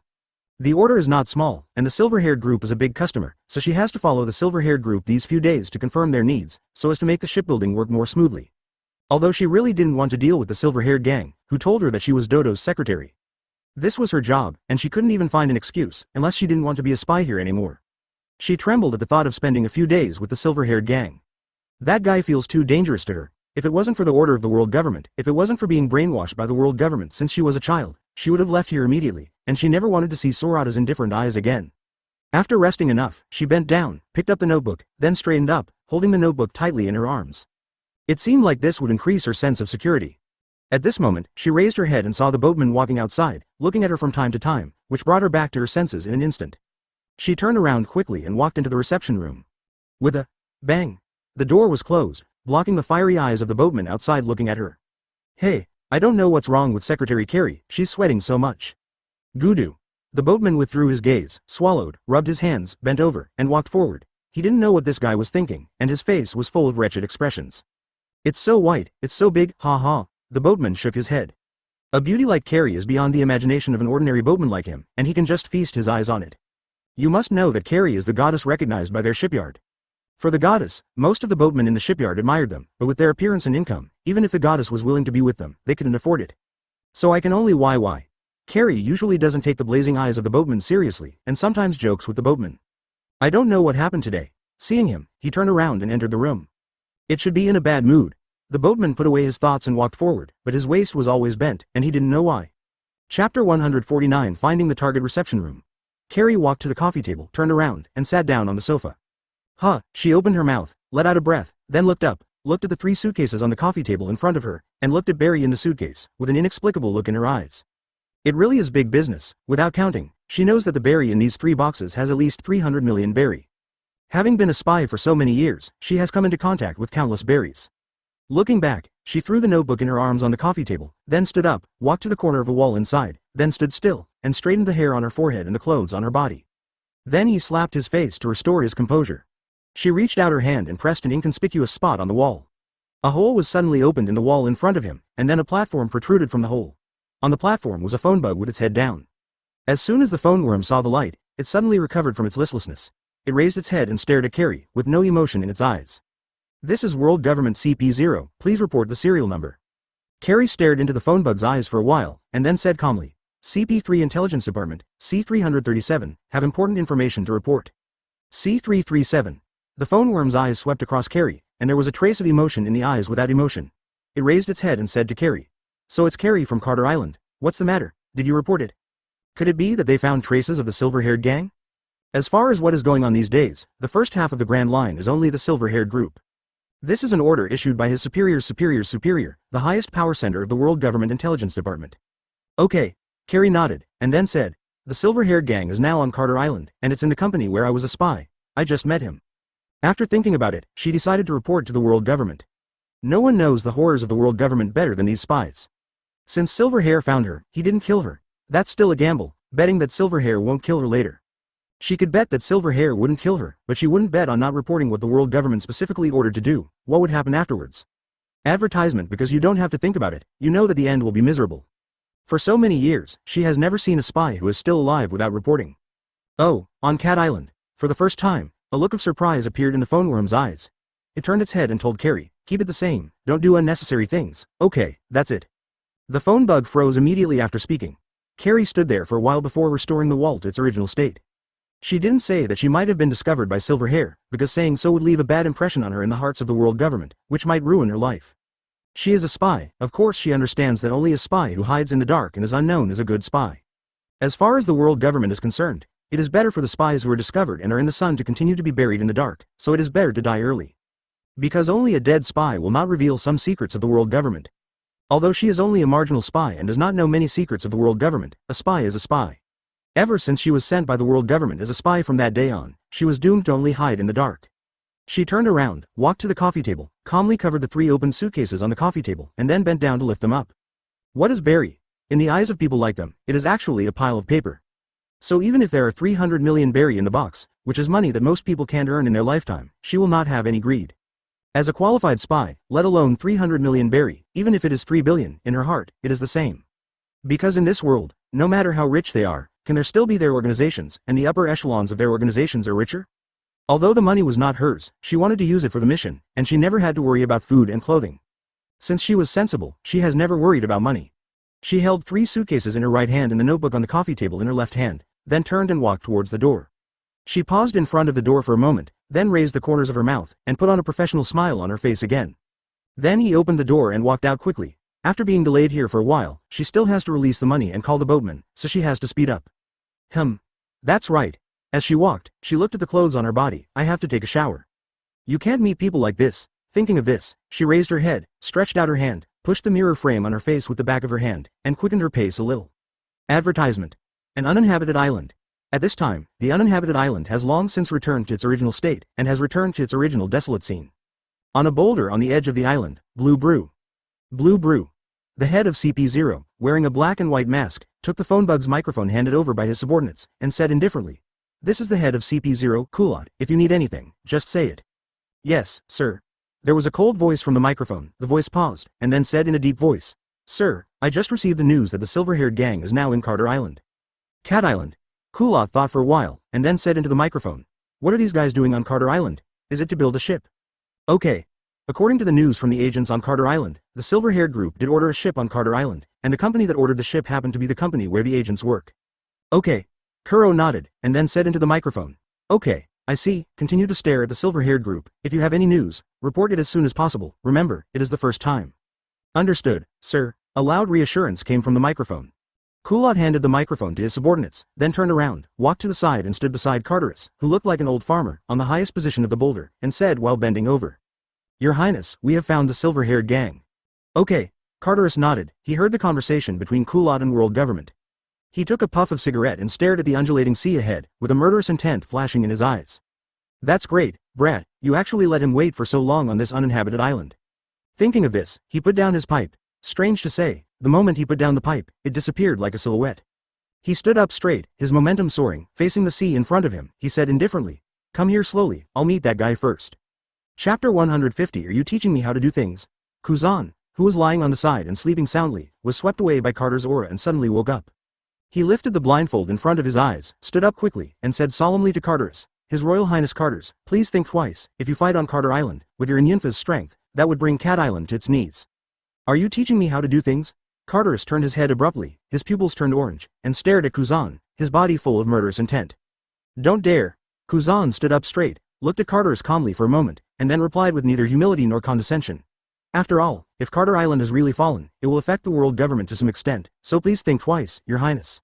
Carterus stared at Kuzan for a while, then looked away, and the aura on his body disappeared. "Okay, then don't go to Carter Island. He may not care about anyone's life in this world, but he cannot care less about the face of the world government." Then he turned his head, stared at Kuro and said, "Go to find an uninhabited island on the route in front of Carter Island, and wait for the silver-haired group. This time I have to get the information done. I don't want to fail again. What?" "Yes, Your Highness." Kuro bowed and saluted, then raised his head and glanced at Kuzan, turned around, straightened his waist and jumped off the boulder with his subordinates, and went to sail the boat. Kuzan can ride a bicycle on the sea, Carterus can fly. And they don't have any special way to cross this boundless sea, so they can only sail. Don't look at the fact that there are only 5 of them when they come out. In fact, they have an exclusive boat. Although the ship is small, its power is a ship with a special material as the power source researched by the world government. So this boat is not only fast, but also very strong. Kuzan looked at Carter's back and heaved a sigh of relief. Although he is not afraid of Carterus, this guy is celestial dragons after all, and in principle, he has to obey this guy. So he has no reason to resist any orders from this guy. But if this guy does go to Carter Island, he doesn't know if there is anything wrong with this guy and the silver-haired group, but the residents living on Carter Island may really have something. Sometimes the aftermath of a battle between the strong is completely irresistible natural disasters for ordinary people. He withdrew his gaze, looked at the sea, and sighed in his heart. Hey, this trip is really not an easy task. If he knew there were celestial dragons, he would not come even if he disobeyed orders or pretended to be sick. Advertisement. The characters of these guys are so unpredictable. Their disregard for life is ultimate. And he is the kind of person who respects life very much, so being with celestial dragons makes him feel uncomfortable all over. Hey, it's hard. At this time, he missed those lovely pirates at sea. It's still easy and pleasant to catch pirates on the sea. At this moment, he seemed to have thought of something, and a wave of anger suddenly rose from his body, and then disappeared in an instant. That guy is really cunning. In fact, this mission was originally sent by Bluzolino, who had fought with Silverhair twice, but this guy said that Dr. Vegapunk, who he was guarding, had researched something new, so he couldn't leave. It was his turn to do this task. When he thought about leaving naval headquarters, this guy came to chat with him specifically. At first I thought this guy was really just here to chat with him, but now that I think about it, that guy probably knew that the world government would let such an old man come, so he came to see his jokes. What a sinister fellow. That's right, this guy's science department is the closest department to the world government, and it can be said that it is more valued by the world government than naval headquarters. It's not surprising that this guy knows. Thinking of this, he couldn't help shaking his head.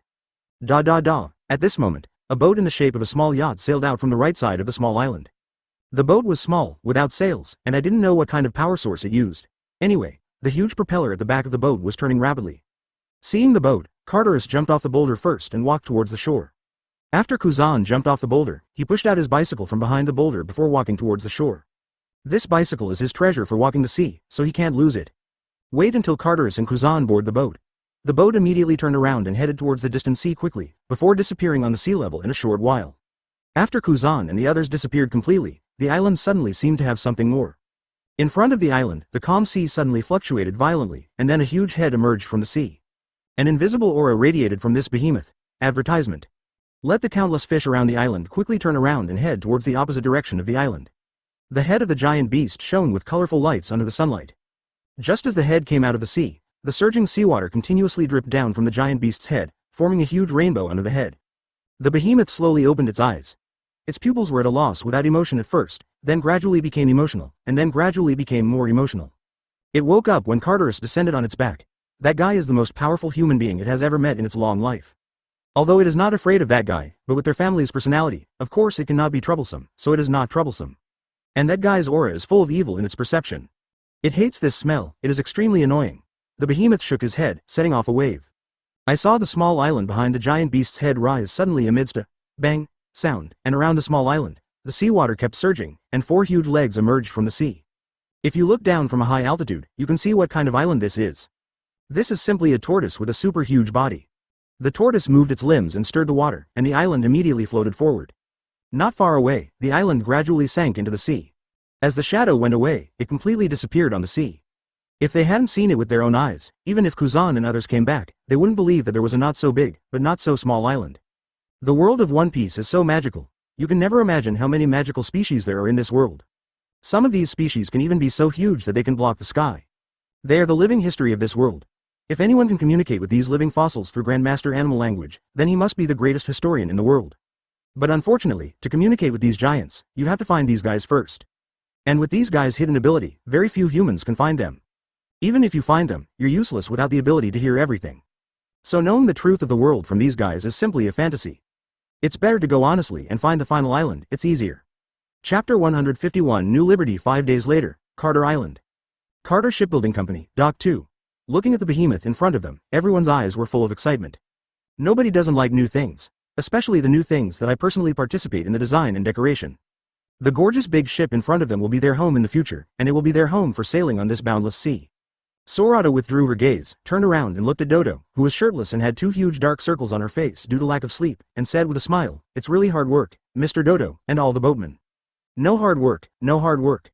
Dodo looked up at the result of his shipyard's 5 days of non-stop work, and felt a great sense of satisfaction in his heart. Can build such a boat with my own hands. I saw such a boat ride the wind and waves on the sea with my own eyes, and followed the silver-haired gang to become famous all over the world. It was him, and it was an honor for the many employees of their Carter Shipbuilding Company. Dodo waved his hand, turned around and bowed to Sorata in salute. "Mr. Dodo, you are." Seeing Dodo's appearance, Sorata was slightly taken aback. "Ha ha." Dodo straightened his waist and said to Sorata, "Thank you, Mr. Sorata, for giving me and our shipyard this opportunity to create the most satisfying piece of work in our lives." He turned around, looked at the ship and said, "Although it may not be the best ship that our Carter Shipbuilding Company has built, it is the best ship that I have built, so thanks." He turned again and saluted Sorata. To be honest, Sorata doesn't quite understand the ideas of these shipwrights, but this doesn't affect his admiration for such people. They pursue and make the best boat. In the past few days, all of them have participated in the construction of the new ship. One of the most exciting and hardworking was the main designer and builder of the boat, Carter Dodo. He seems to have integrated all the skills he has learned in his life into this ship. Sorata helped Dodo up, reached out and patted him on the shoulder, and said with a smile, "Thank you, Mr. Dodo. I am extremely satisfied with this boat. I will definitely take it and travel around the world." As he said that, he turned around, looked at the boat and said loudly, "I will take it to wherever I want to go. I believe you will definitely follow me and become famous all over the world." Advertisement. Well, I believe you. Duo straightened up, took out a cigarette from his trouser pocket, lit it, took a deep breath, and said with a smile, "This new ship has no name yet, what do you want to call it?" Sorata tore off the wine gourd at his waist, uncorked the wine, raised his head and took a sip, then turned to look at the small boat parked behind the big boat. "This boat is Liberty. Now that the new ship is built, all the partners are going to move things on the Liberty." This small boat followed them not long ago, but it witnessed the transformation of the 3 of Ahua from 0 to 1. witnessed Kuina from a swordsman to a great swordsman, and witnessed Sorata from a world powerhouse to a world peak powerhouse. So it would be a lie to say that there is no emotion. More or less, they all have a special feeling for the Liberty. After all, this is their first ship and their first home. Man, for the first time, I always care unexpectedly. Let's call it Liberty, the Liberty? Following Sorata's gaze, Dodo looked at the small boat behind the big boat, with the corners of his mouth raised, and a gentle smile appeared on his face. Inherit the name of your first ship? That's fine, after all, it's a ship to carry your dreams. Behind Dodo, Carrie, who was wearing professional attire and stood upright, holding a notebook in her left hand, looked at the new Liberty in front of her with an inexplicable look in her eyes. In the past few days, he has been busy with Dodo. If it wasn't for the fact that Sorata gave her two transparent eyes when he first met her, she would have thought that Sorata didn't know her identity at all. During the past few days, she even had dinner with Sorata and the others, and went shopping with their second-in-command, blue-haired Kuina. 5 days ago, after she reported the news of the silver-haired gang to her superior, she never received any other orders. I don't know how the world government will deal with the silver-haired gang. She couldn't think of it, and she didn't think about it. These are not her concern. Now that the boat is finally built, the silver-haired gang will leave immediately. This allowed her to finally breathe a sigh of relief. No one wants to stay with a hostile strong man, especially if this strong man still knows his identity. It will be even more tormenting.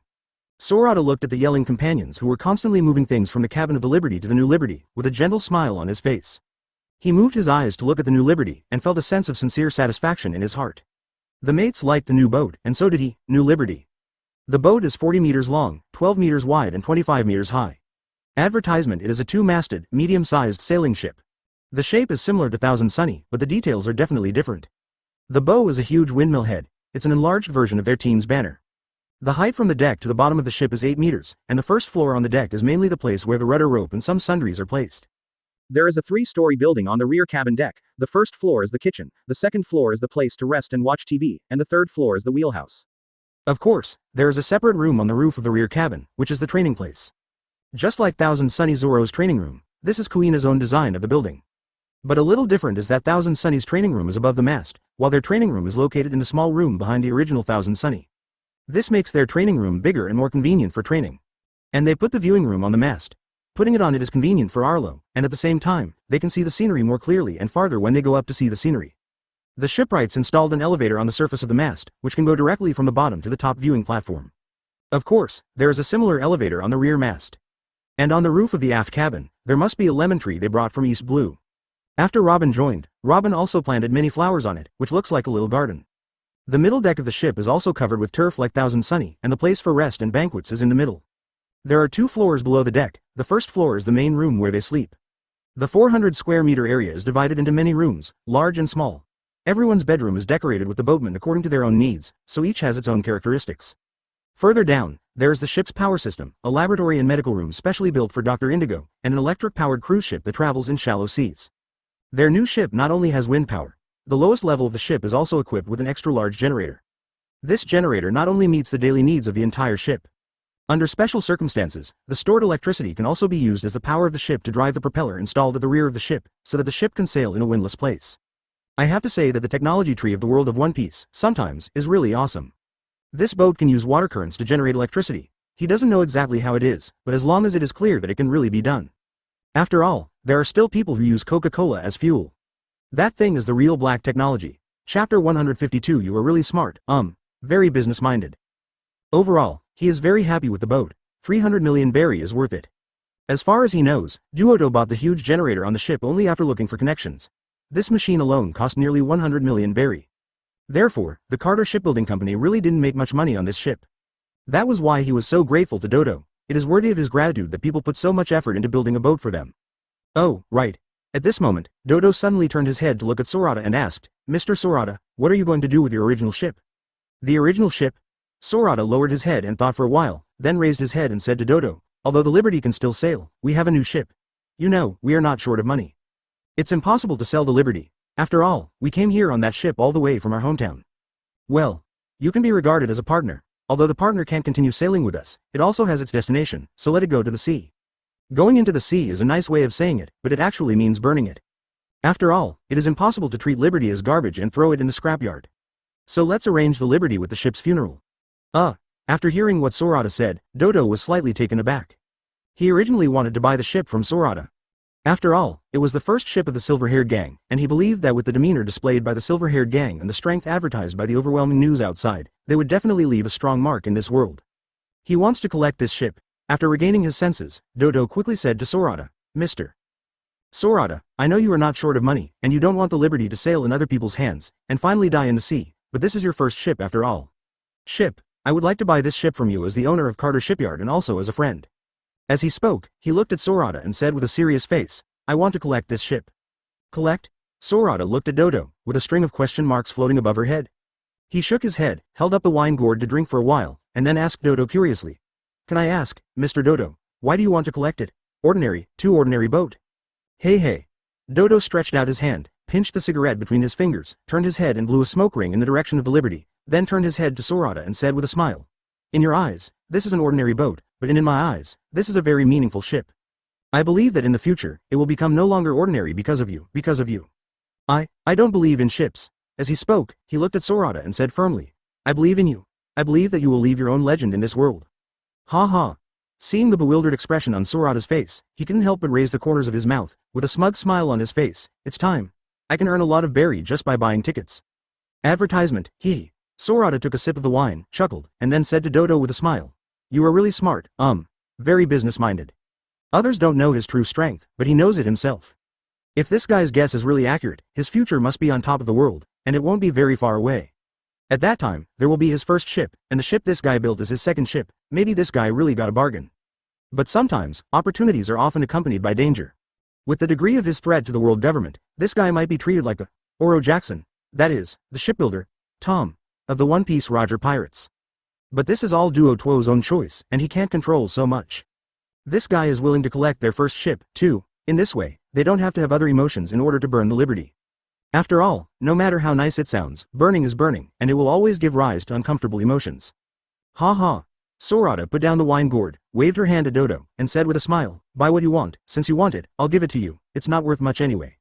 Then I would like to thank Mr. Sorata. Dodo bowed to Sorata again, then straightened up, turning his head to stare at Liberty with joy. Tom of the Seven Waters built a ship for One Piece Roger, and his reputation shocked the entire shipbuilding industry. And he also built a ship for the silver-haired group, the peak ship he can make it this time, although he didn't make any money on this ship, but he believes in the future. In the future, he will definitely become famous because of this ship, making their Carter Shipbuilding Company even more famous. As long as there is fame, more orders and more money will naturally come. He is very clear about this, so he was full of expectations for the silver-haired group. Seeing that the partners have moved all the things on the original Liberty into the new Liberty, and they have also bought a lot of other materials needed for voyages in the past few days. Long before they came to the dock today, they had passed through the people of the Carter Company. Moved to the new Liberty. Sorata put away the wine gourd, turned to Dodo and said, Okay, Mr. Dodo, the boat is finished, let's say goodbye here. The hearts of the partners have already flown to the legendary Sky Island, so let's go now. It is good. Dodo nodded, took out a permanent pointer from his trouser pocket, and threw it to Sorata. I don't know if you have bought it these days, but I happen to have one in my study, and I brought it with me when I came here earlier. Sorata took the permanent pointer and looked down. It was no different from other permanent pointers. He put the permanent pointer in his arms, raised his head and bowed to Dodo and said thanks. Haha, I've been too busy these days, I really forgot about this thing. Haha. Thank you, Mr. Dodo. It's okay, little thing.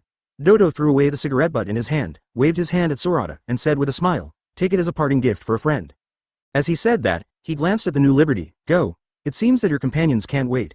You just need to get on the boat, put down the sails, and leave the rest to us. Okay.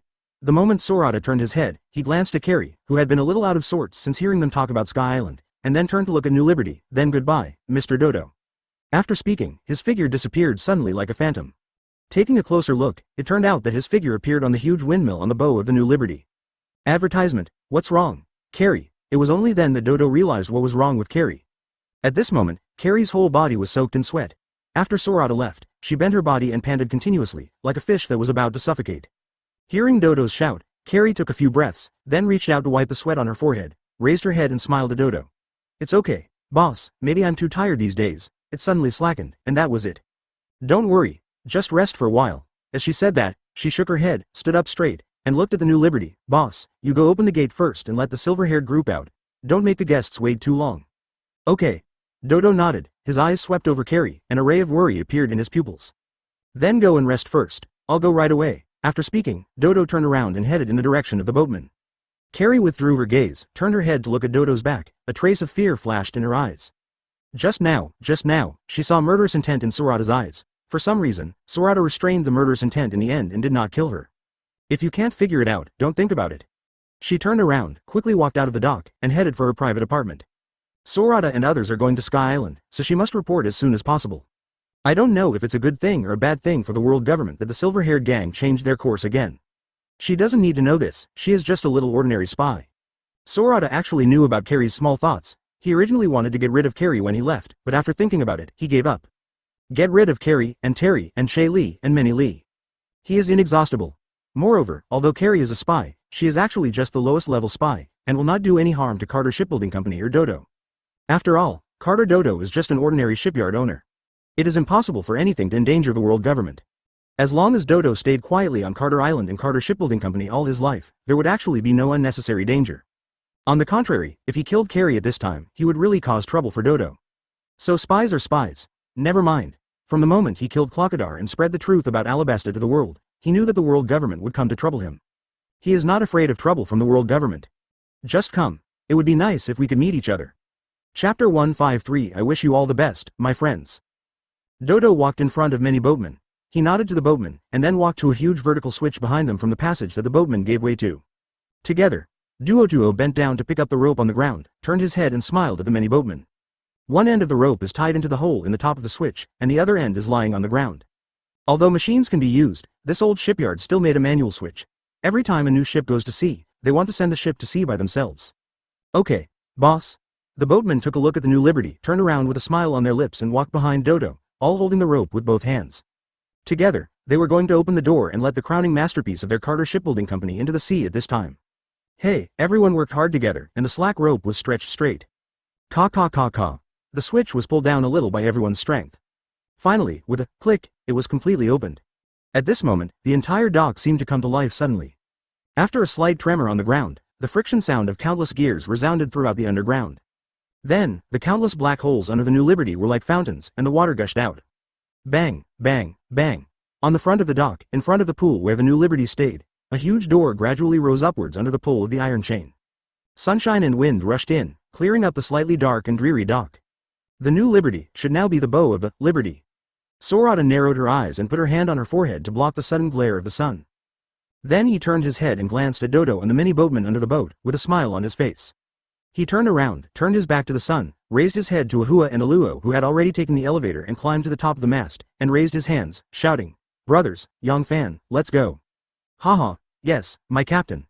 Arlo laughed and let go of the rope in his hand. I can't wait, I'm going to travel in the sky. Awa on the second mast also let go of the rope. Suddenly, two huge sails slid down from the beam at the top of the mast. In the third-floor wheelhouse of the rear cabin, Adao was sitting on a chair, looking at the console in front of him, with a serious expression, but couldn't hide the excitement in his eyes. Everything on board is basically controlled by electricity thanks to the huge generators. Advertisement. He reached out and pressed a button on the operation panel in front of him. I saw that the loose sails lowered from above were suddenly tightened amidst the friction of gears.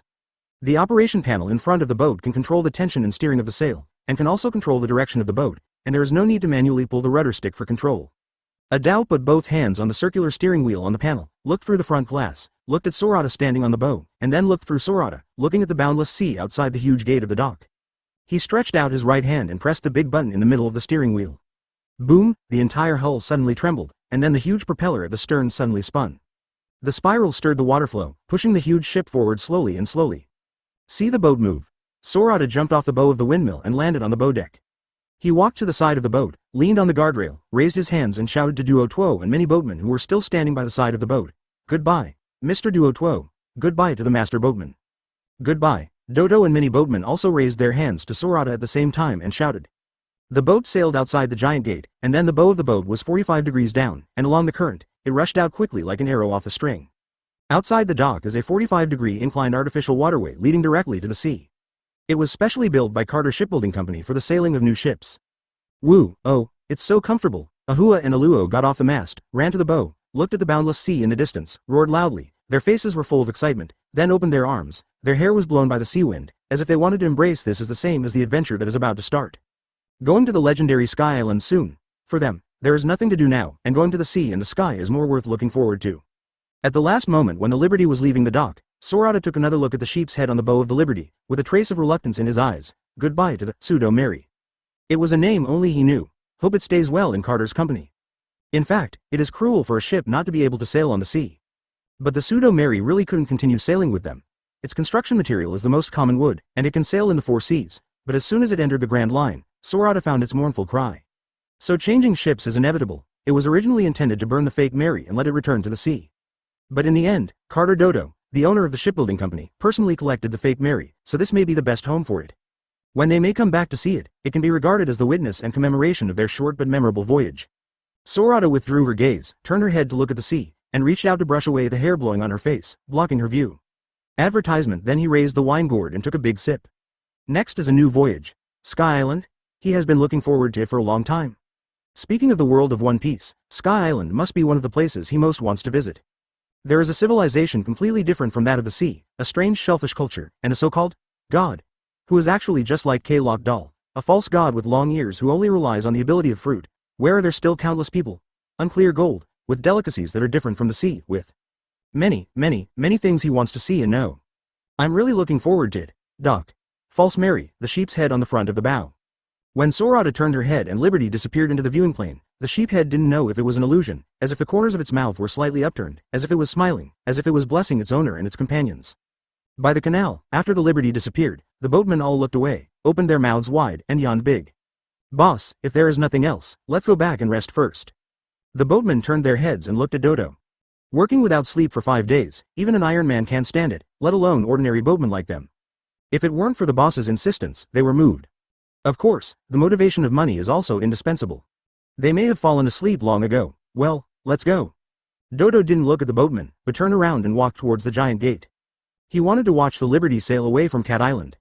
Then let's go, boss, you should rest early, don't get tired, there are still orders in the future. Although there is no rush, but without you, we can't do anything. Understood, you guys go. Dodo walked to the giant gate, looked at the sea, and waved to the boatman behind him. After a while, the boatman walked out of the number 2 dock one after another. The formerly lively dock fell silent in an instant. At this time, there was only Duo Tuo in the dock. Leaning on the left side of the giant door, he took out a cigarette from his trouser pocket and put it in his mouth, lit it, and took a deep breath to dispel the exhaustion in his body. Then he raised his head, looked at the distant Liberty facing the rising sun, and silently blessed in his heart. Good luck to you, my friends. Chapter 154 Tiger Boom. What did you say? An uninhabited island on the route ahead of Cat Island. Same town, same tavern, same people. Carter stared, and slapped the bar in front of him with a slap. The bar shattered in response, and the fragments were twisted and suspended in front of Carterus. Outside the bar, Kuro bent over, sweating profusely. Although the pressure that Carterus put on him almost made him breathless, he still had to speak. Your Highness, there is news from Carter Island that the silver-haired gang is about to set off, and their route is heading towards the sky. It is said that they are going to Sky Island. Boom, a strange fluctuation swept across the entire island in an instant. The originally bustling town was suddenly silent. Kakaka. Above the small town, at some point, the sky that was originally brightly sunny suddenly flashed countless purple-red thunders. Rumble. The sky was dark and broken. A gust of wind came out of nowhere, bringing dark clouds all over the sky, and blowing across the entire town in an instant. The people in the town were like puppets, their eyes were shining red, and they turned their heads slowly, looking in the direction of the tavern, with the corners of their mouths raised, and a weird smile appeared on their faces. Jingle bell. Outside the tavern, the wind chimes hanging on both sides of the gate swayed and rang non-stop.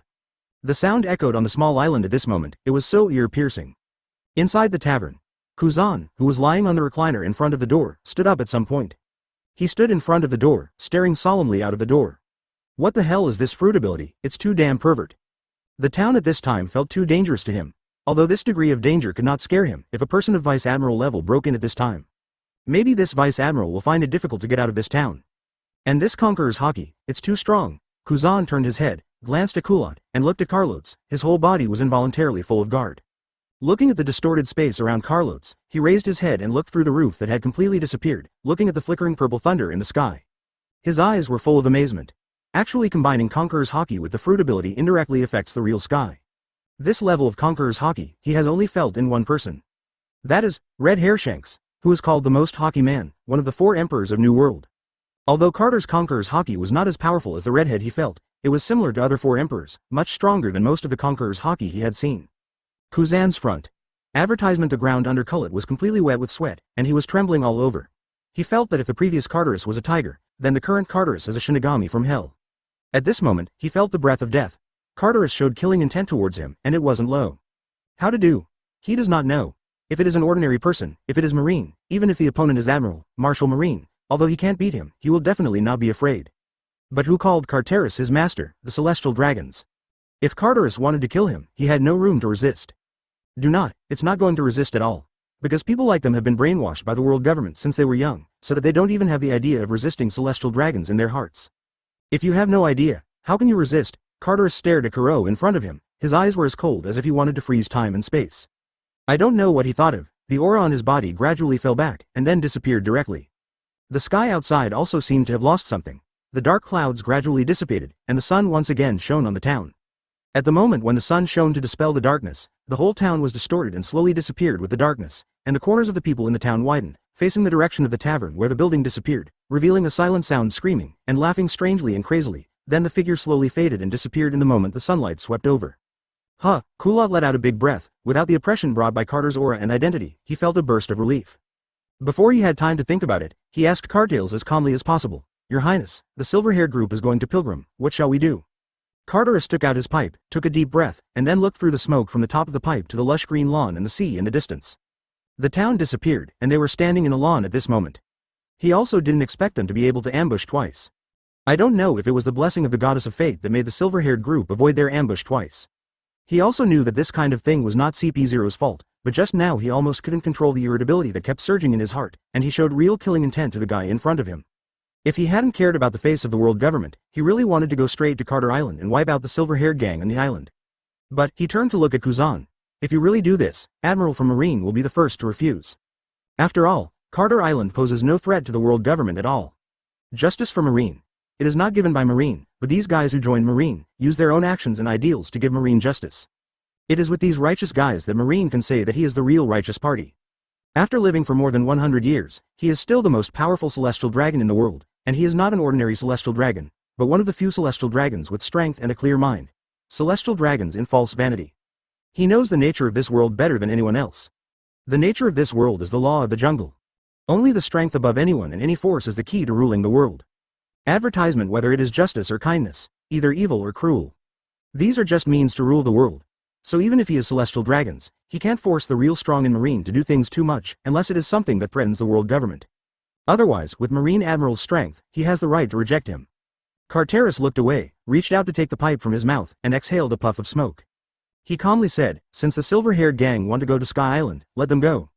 As for us." His eyes swept over everyone, then he raised his feet and headed towards the shore, go to the nearby Marine base to rest, and then go to the capital of Seven Waters to wait. We don't have permanent pointers. Now go to Carter Island to get the pointers. The silver-haired gang may have reached heaven. And there are so many Sky Islands in the sky, and there is no fixed route, so I can't chase them if I want to. Let's talk about them after they come down from the Sky Islands. Let's go. Carteris raised the pipe, put it in his mouth, took a deep breath, and looked at the sea. Interesting, really interesting. He didn't do nothing during this period of time. He read the news of Sorata going to sea, and he had to say that this guy was a strong opponent. A space fruit? The space fruit is in his domain, but it can't produce any effect. He is a tiger fruit capable person who ate zone cat fruit phantom beast species tiger form. Tiger, the legendary fairy tiger. It can enslave the soul of the dead, pull out a scene from his memory, and form an illusion. And his fruit has long been awakened, so it can materialize the illusion and affect the real space. In this space, he can do anything he wants, including the ability to copy people who enter his field. That's why the world government sent him. In fact, his life has entered the countdown. It's not that he doesn't want to live, but that the lifespan of a human being is the same at best. That's why the two of the five elders reacted so strongly to sending him. If he stays in the Holy Land, he can still live for a few more years, and he can guarantee the safety of the Holy Land during these few years. However, once he leaves the Holy Land, he will use his strength. Then his life will pass by quickly with time, although his strength, due to the tiger fruit, will not decline. But after all, life has reached the final stage, and he still wants to get rid of the silver-haired gang as soon as possible, so that he can do other things for the world government in the last days. It seems that he is impatient. With the middle finger and index finger of his right hand holding the tobacco rod, Carteris took down the pipe from his mouth, then hovered gracefully with his right hand to the right, opened his mouth, and exhaled a puff of smoke. You have to take your time. He looked at the sea in front of him, and his eyes had completely regained their calmness, which was so calm that it was indifferent. Next time, we must not let the silver-haired gang run away again. Chapter 155 Treasure, Gold, Status, Power, wow. It's too crazy, too spectacular. The Bow of the Liberty, the silver-haired gang, all gathered here. The sea in front of them and the sea behind them are like two worlds. The sea is rough, and the thick clouds in the sky keep churning. Looking from a distance, the sky is the sea, and the sea can also be said to be the sky.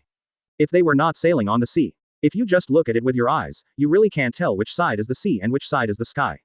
And where the sea and the sky connect, a huge mountain, like a giant sword, pierces into the sky. And on the giant sword, a small white mark flowed from the sea along the giant sword into the sky. Looking at it from a distance, the white mark seemed to divide the giant sword into two. Looking at the white mark through the telescope, I realized what kind of white mark it is. But a huge river. If you change direction and look at the giant mountain diagonally, you will find that the mountain is actually a right-angled triangle. The side of the mountain is 75 degrees, and the rising river is on this side. The other side is 90 degrees vertically downward. On this side, there is a great waterfall that falls continuously from the clouds. Think the waterfall is the end of the river, and half of the peaks of the mountains are pierced into the sky and disappeared. Liberty, riding the wind and waves, plunged into this extremely violent sea area without hesitation. The hull followed the waves, shaking and undulating. The entire Liberty is as small as a grain of dust to this sea, and the tilt of the ship seems to be overturned by the waves at any time and sink into the sea. Although the boat was shaking violently, the people standing on the bow were not afraid at all, but full of excitement. Haha. Do you really want to ride this thing up? Adao laughed, took the cigarette from his mouth, elegantly held it between his fingers, exhaled a puff of smoke, and said with a smile. This thing is much more dangerous than the upturning current that reverses the mountain. Although the rising current of the reverse mountain is also dangerous, the danger there is that before entering the artificial river, as long as you enter the artificial river, you can actually easily reach the Grand Line. Because the upwelling current there is only about 30 degrees. 30 degrees, which is just the dangerous level of medium-sized waves.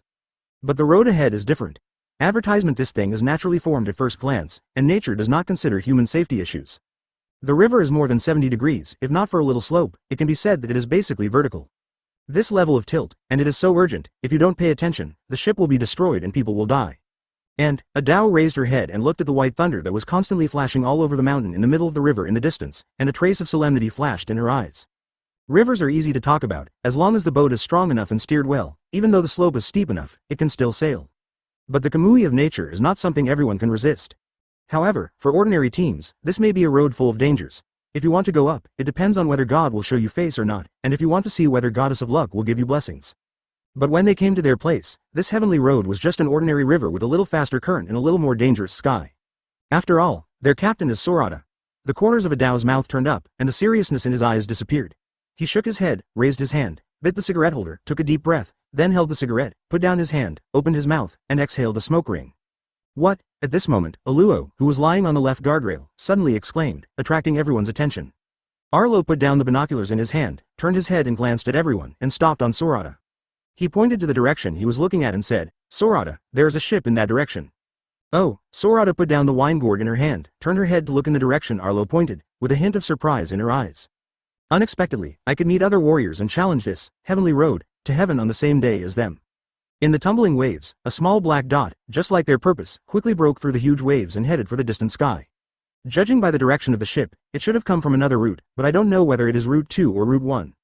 Due to the distance, he couldn't see clearly, he could only see a small black dot, so he couldn't know who was on the opposite boat. But it doesn't matter who it is, whether it's a pirate or someone else, anyone who can challenge this celestial road must be a person with a dream. He doesn't hate people with dreams, even if they are pirates. Because such people have no interest in civilians, so they basically don't do things that hurt civilians. They just want to go to various places for adventure.